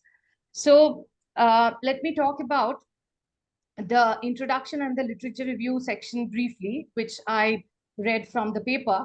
So I think that the author can make a lot of improvement in the introduction and the literature review section. First, I think there should be more focus in certain aspects, and the flow or the transition from one section to another should be smooth.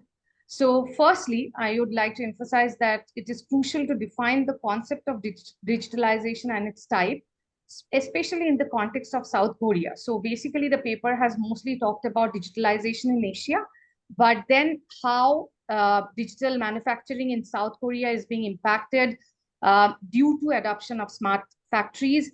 And there could be certain papers, certain reports which could be talking about that. We can, like the author can derive some statistics from those papers, those reports, and that can be included to enhance the introduction section of the paper.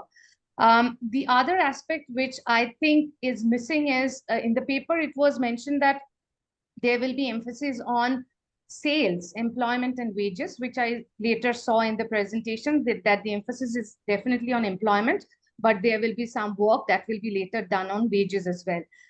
But from the introduction section, it is not clear. The hypothesis is not being clearly laid where it could be connected to all these aspects of profit and sales, employment, and wages. I think that hypothesis should be clearly drawn. Then the other factor is that smart factory, as we know, that it can act as a complement or a substitute for workers. So a clear discussion on that substitutability and complementarity of smart factories, I think, should help us understand this workers' displacement better in the paper. Now, coming to the literature review section, at several, portions of the paper, I could see quotations, which I think can be rephrased and can be written in terms of the author's own, wording. And one important thing which I found missing in the literature review section is discussion about some empirical existing studies which may have highlighted maybe certain objectives about, adapting smart factories and the impact of that on different dimensions in terms of employment and other aspects of production and manufacturing. There should be some focus on certain countries. Maybe it can be taken from some developed countries, and emphasis on the primary findings should be provided. That will help us to understand the gaps in the literature. Otherwise, it's very difficult to understand the gap from the literature review section. Also, there is a claim about some socioeconomic variations in the paper due to, digital adoption, but that claim has not been supported by proper citation. So certain citations, I think, can be improved in the paper. And coming to the data section and the empirical section, what I can say is that I couldn't find the source of the data sets. So it has been mentioned that 58,000 farms, one data set has been taken from, business data set has been taken from that, but the source has not been mentioned. So it will be very difficult for other researchers to replicate maybe a study like this. Then it has been also mentioned that the data sets have been matched at a certain level. I don't know how this matching has been conducted. That is not clear from the presentation or in the paper. Also, the time frame is not clear to me, because it has been mentioned that it's a pre-post analysis, but the beginning time period is not clear to me. Then one important factor which I think should be captured here is the heterogeneity in adoption of smart factory, which we could see after 2014. That could be, I think, captured by creating some index variable which can capture this heterogeneous impact. Also, when data is provided, some description of the data is something which I think is will help the readers to understand the data better. Coming to the result section, I think the mean difference definitely is giving us some idea, but more emphasis should be there in describing or discussing the DID results. Also, the parallel trained assumption I couldn't find in the paper, which is missing. And when coming to the conclusion part, I saw that there is an emphasis on COVID-19 era, which I don't think is the aim of the paper. So that discussion can be avoided. Coming to some minor comments, like I think now this has been, reviewed and revised. Citation and referencing, I couldn't find properly in the paper. So that should be clearly mentioned, and everything should follow a proper style. Tables cannot be captioned as figures, so that can be avoided. And the paper should be written in a more academic, it should follow a more academic way of writing, what I felt after reading the paper. And the conclusion and the limitation section was not there in the paper, which now has been already provided. So overall, I find that this paper has a lot of potential to provide strong, contribution to the existing literature. given that some of the comments, if can be, taken into account. Thank you so much. Okay, Reshmi, thank you very much. Very comprehensive discussion. I think we're moving into the Q&A session now, which is a few minutes long, but let me just make 2 points from my side. So first of all, I think it's a very interesting paper in terms of the topic, looking at how automation can affect the labor market. I was a bit surprised by the strong positive results on employment. And so the question is this a net employment gain from switching to smart? And if so, how can that be achieved? So what types of jobs are these in? Second point is on whether the results are sector specific. I presume that they are. Obviously it's in manufacturing, but within manufacturing, are they sector specific within that? So I think that's an important consideration. There's another question in the Q&A part which looks at whether developing and developed countries are part of the analysis, and some other questions that you can read at a later stage. But given that there's only 2 more minutes left, please go ahead, Yun-sun, and provide a response to all of that. Thank you. Okay, thank you for all the comments from Dr. Sen Gupta, and I will review and reflect all the comments later in my study. And I think most of the comments that you gave can be immediately reflected in my study, like source of the data sets and like the focus and interests are sparse. I can narrow down and more be focused on specific topics in my writing. And interest and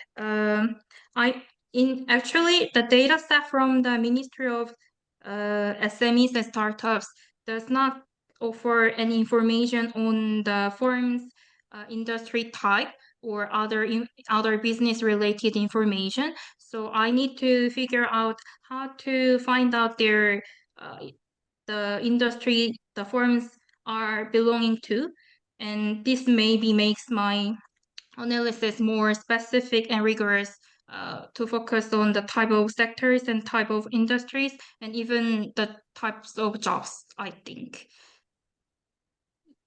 Yes, thank you. And in the chat and the Q&A box, I will be replying to this question right away. Have you compared with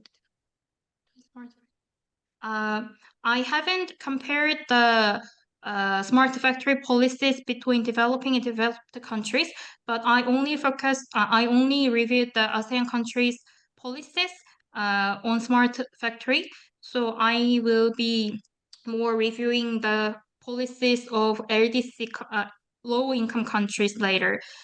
And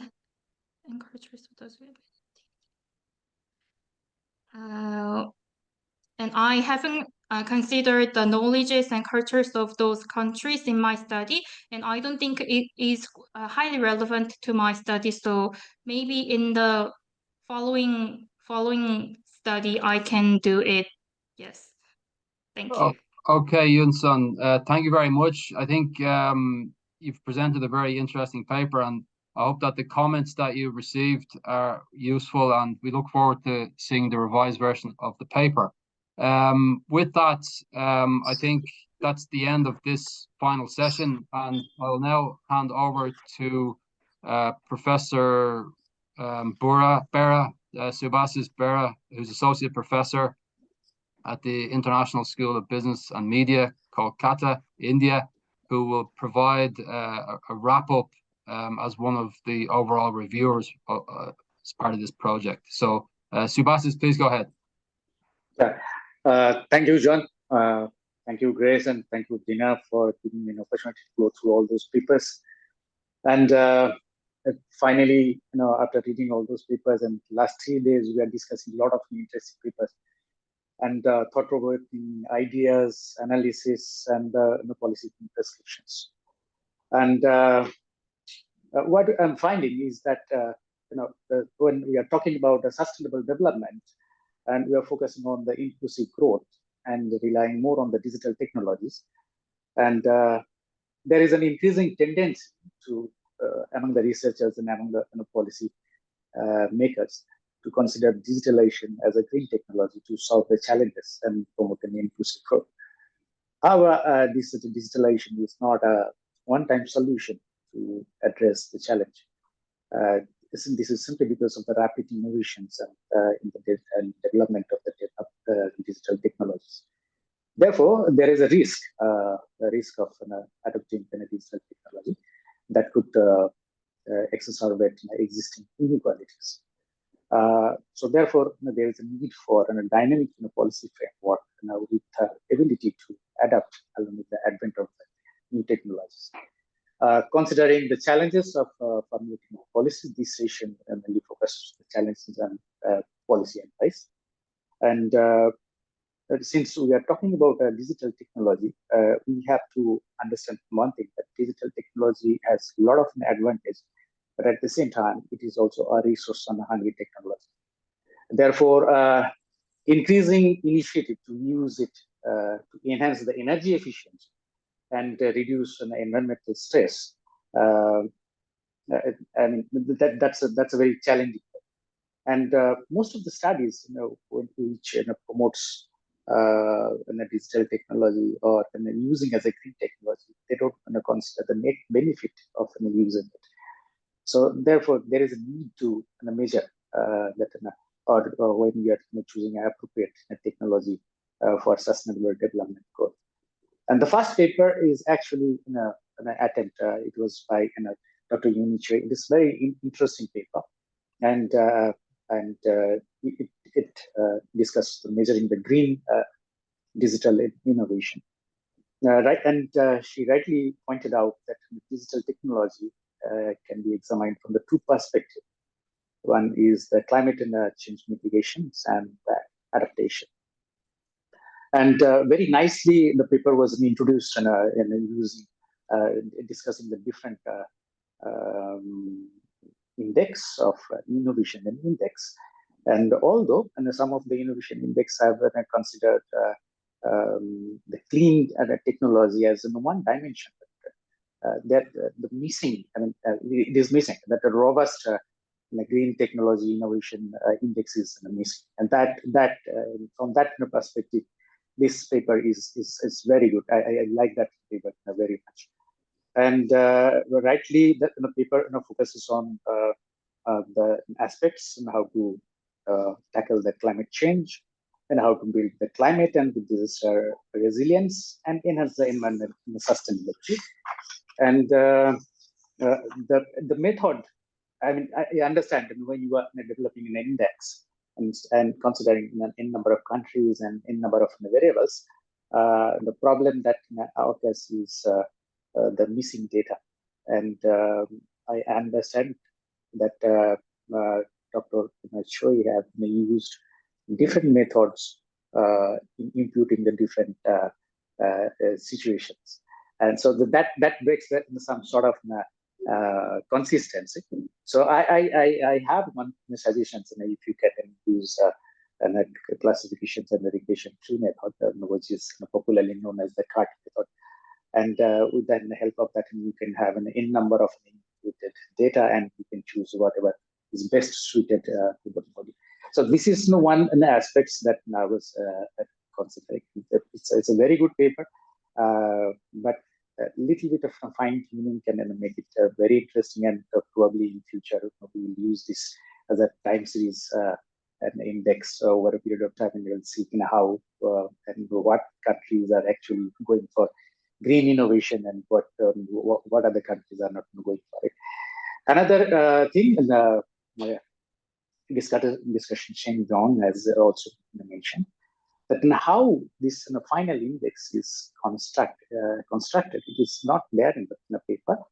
I mean, a brief descriptions would have been much better. And we have talked about how each dimension is measured, and then and how the final index was measured, it was not mentioned.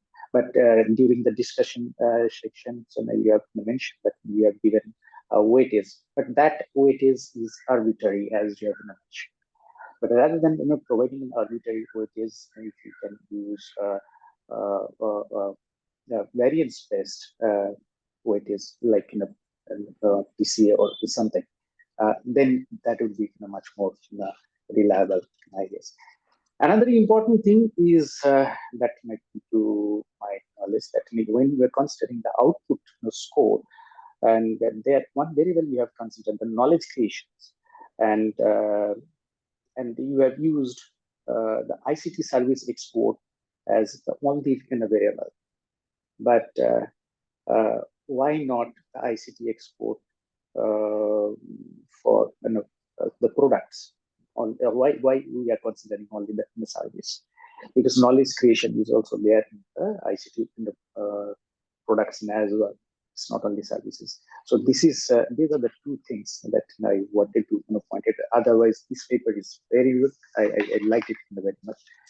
The next paper is again by Professor William Smith, and it deals with what drives the digital transformations. And I understand, as you have mentioned, that this paper is at a very, very preliminary stage. But when I look at this kind of analysis, I try to simplify the things in my own way. So when I was looking at the title, because I could get an opportunity to read your paper, so when I was looking at the title, I know the first thing that came to my mind is, what is digitization? What is digitalization? And what is digital transformation? Now, the distinction between these three things can help me to understand what exactly I'm looking for. And then when I think of digital transformation, it changes the organizations, the operations of an organizations due to the adoptions of digital technology. So therefore, it will have the impact on the environment, as well as it will have impact on the performance of the users. So let's put it in another way. I was looking at whether it will have the impact on the anthropocene, and whether it will have the impact on the two-step as well. You are talking about the causality, but if I talk about the causality, but we also have to look at other aspects also, like digital skill, whether a company or individual organizations or systems will go for this or not, and then ability to develop an impact assessment in the method, and whether I am aware of this technology or not, and whether it is available or not. And all those things will have the impact on the digital transformations. And finally, since we are talking about the digital transformations, we'll talk about all new technologies. So therefore, regulatory framework is very important. And so I don't want to make more comments on this, because I understand it's very in a preliminary stage. We can talk about it later. We can discuss. And definitely, we can take it forward. And then again, another interesting paper by Anshan Hong, and it is also very interesting and timely, because it is dealing with the impact of digitalization on the job, and especially in the era of the industrial revolutions, where we are trying to integrate the digital world with the physical world, popularly which is known as the cyber physical system. The manuscript introduced the problem very nicely, although the flow is little missing here and there, and comparing the two groups, the control group and the comparison group, maybe you have used the difference in difference method. That's a very powerful tool to analyze in this kind of situations. So, however, when we're using difference in difference method, we have to keep one thing in mind, that we are talking about the two different groups. Again, each group can have heterogeneity issues. So therefore, the DID actually estimates mask this heterogeneous effect. So we have to consider that, and for that, we can use in a sensitivity analysis or a robustness check to this kind of model. And the focus is on this manufacturing sector, but the same can be applied for the service sector as well, and the effect of this digitalization of the service sector, right? So this is from my side, and anyway, all these papers are very, very interesting, and looking forward to get the kind of final versions. Thank you very much. Thank you, John. Over to you.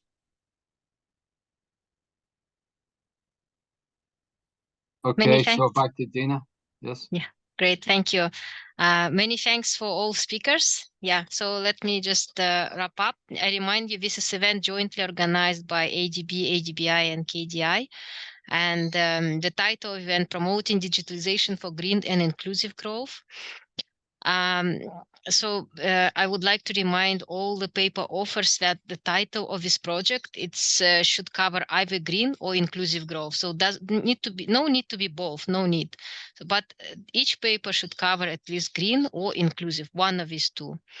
So we have 3 days events, workshop.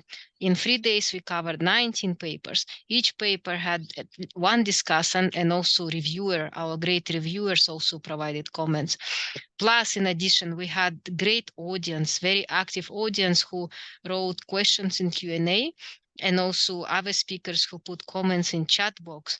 So I think, and also moderators, of course, like today, John provided many great comments. So I think each paper received plenty of comments, and to summarize, many of these comments related to data, methodology, results, and policy recommendations. So I would like to remind, I really like how Professor So said that it's important to provide argument and explanation and then use data as supporting. So it's very important the argument and explanation first, and then to use data supporting. And also when you provide policy recommendation, they should be very convincing, evidence-based. Like on the first day Daniel, my colleague Daniel said, it was one case when everyone recommended government to give every child should get computer. And then after every child got computer, the outcome did not improve. So we need to be really careful with providing policy recommendations. So the video recording, the slides from this workshop, all material will be posted on adbi.org website. If you go adbi.org under past events, you find these events. You'll find video and slides, but that will take maybe 2 weeks. It takes some time. And also we'll send email to all authors, so with email with more details, so to help them, to assist them. If any comments, any questions from the authors from today, if you have any questions, you can ask me now. If no, okay. So I had one request about the photo. Some people missed photo session. If you don't mind, let's take one more photo. So please put your camera on.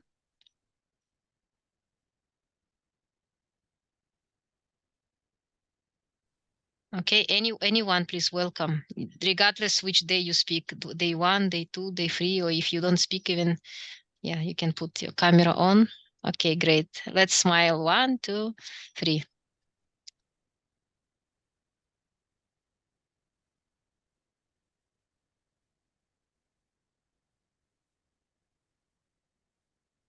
Okay, I took one photo. Yeah, so thank you so much for that. It was great 3 days. And so all materials will be posted on adbi.org. Thank you very much, and let's stay in touch by email. Thank you. Bye. Thank you. Bye-bye. Thank you. Bye-bye.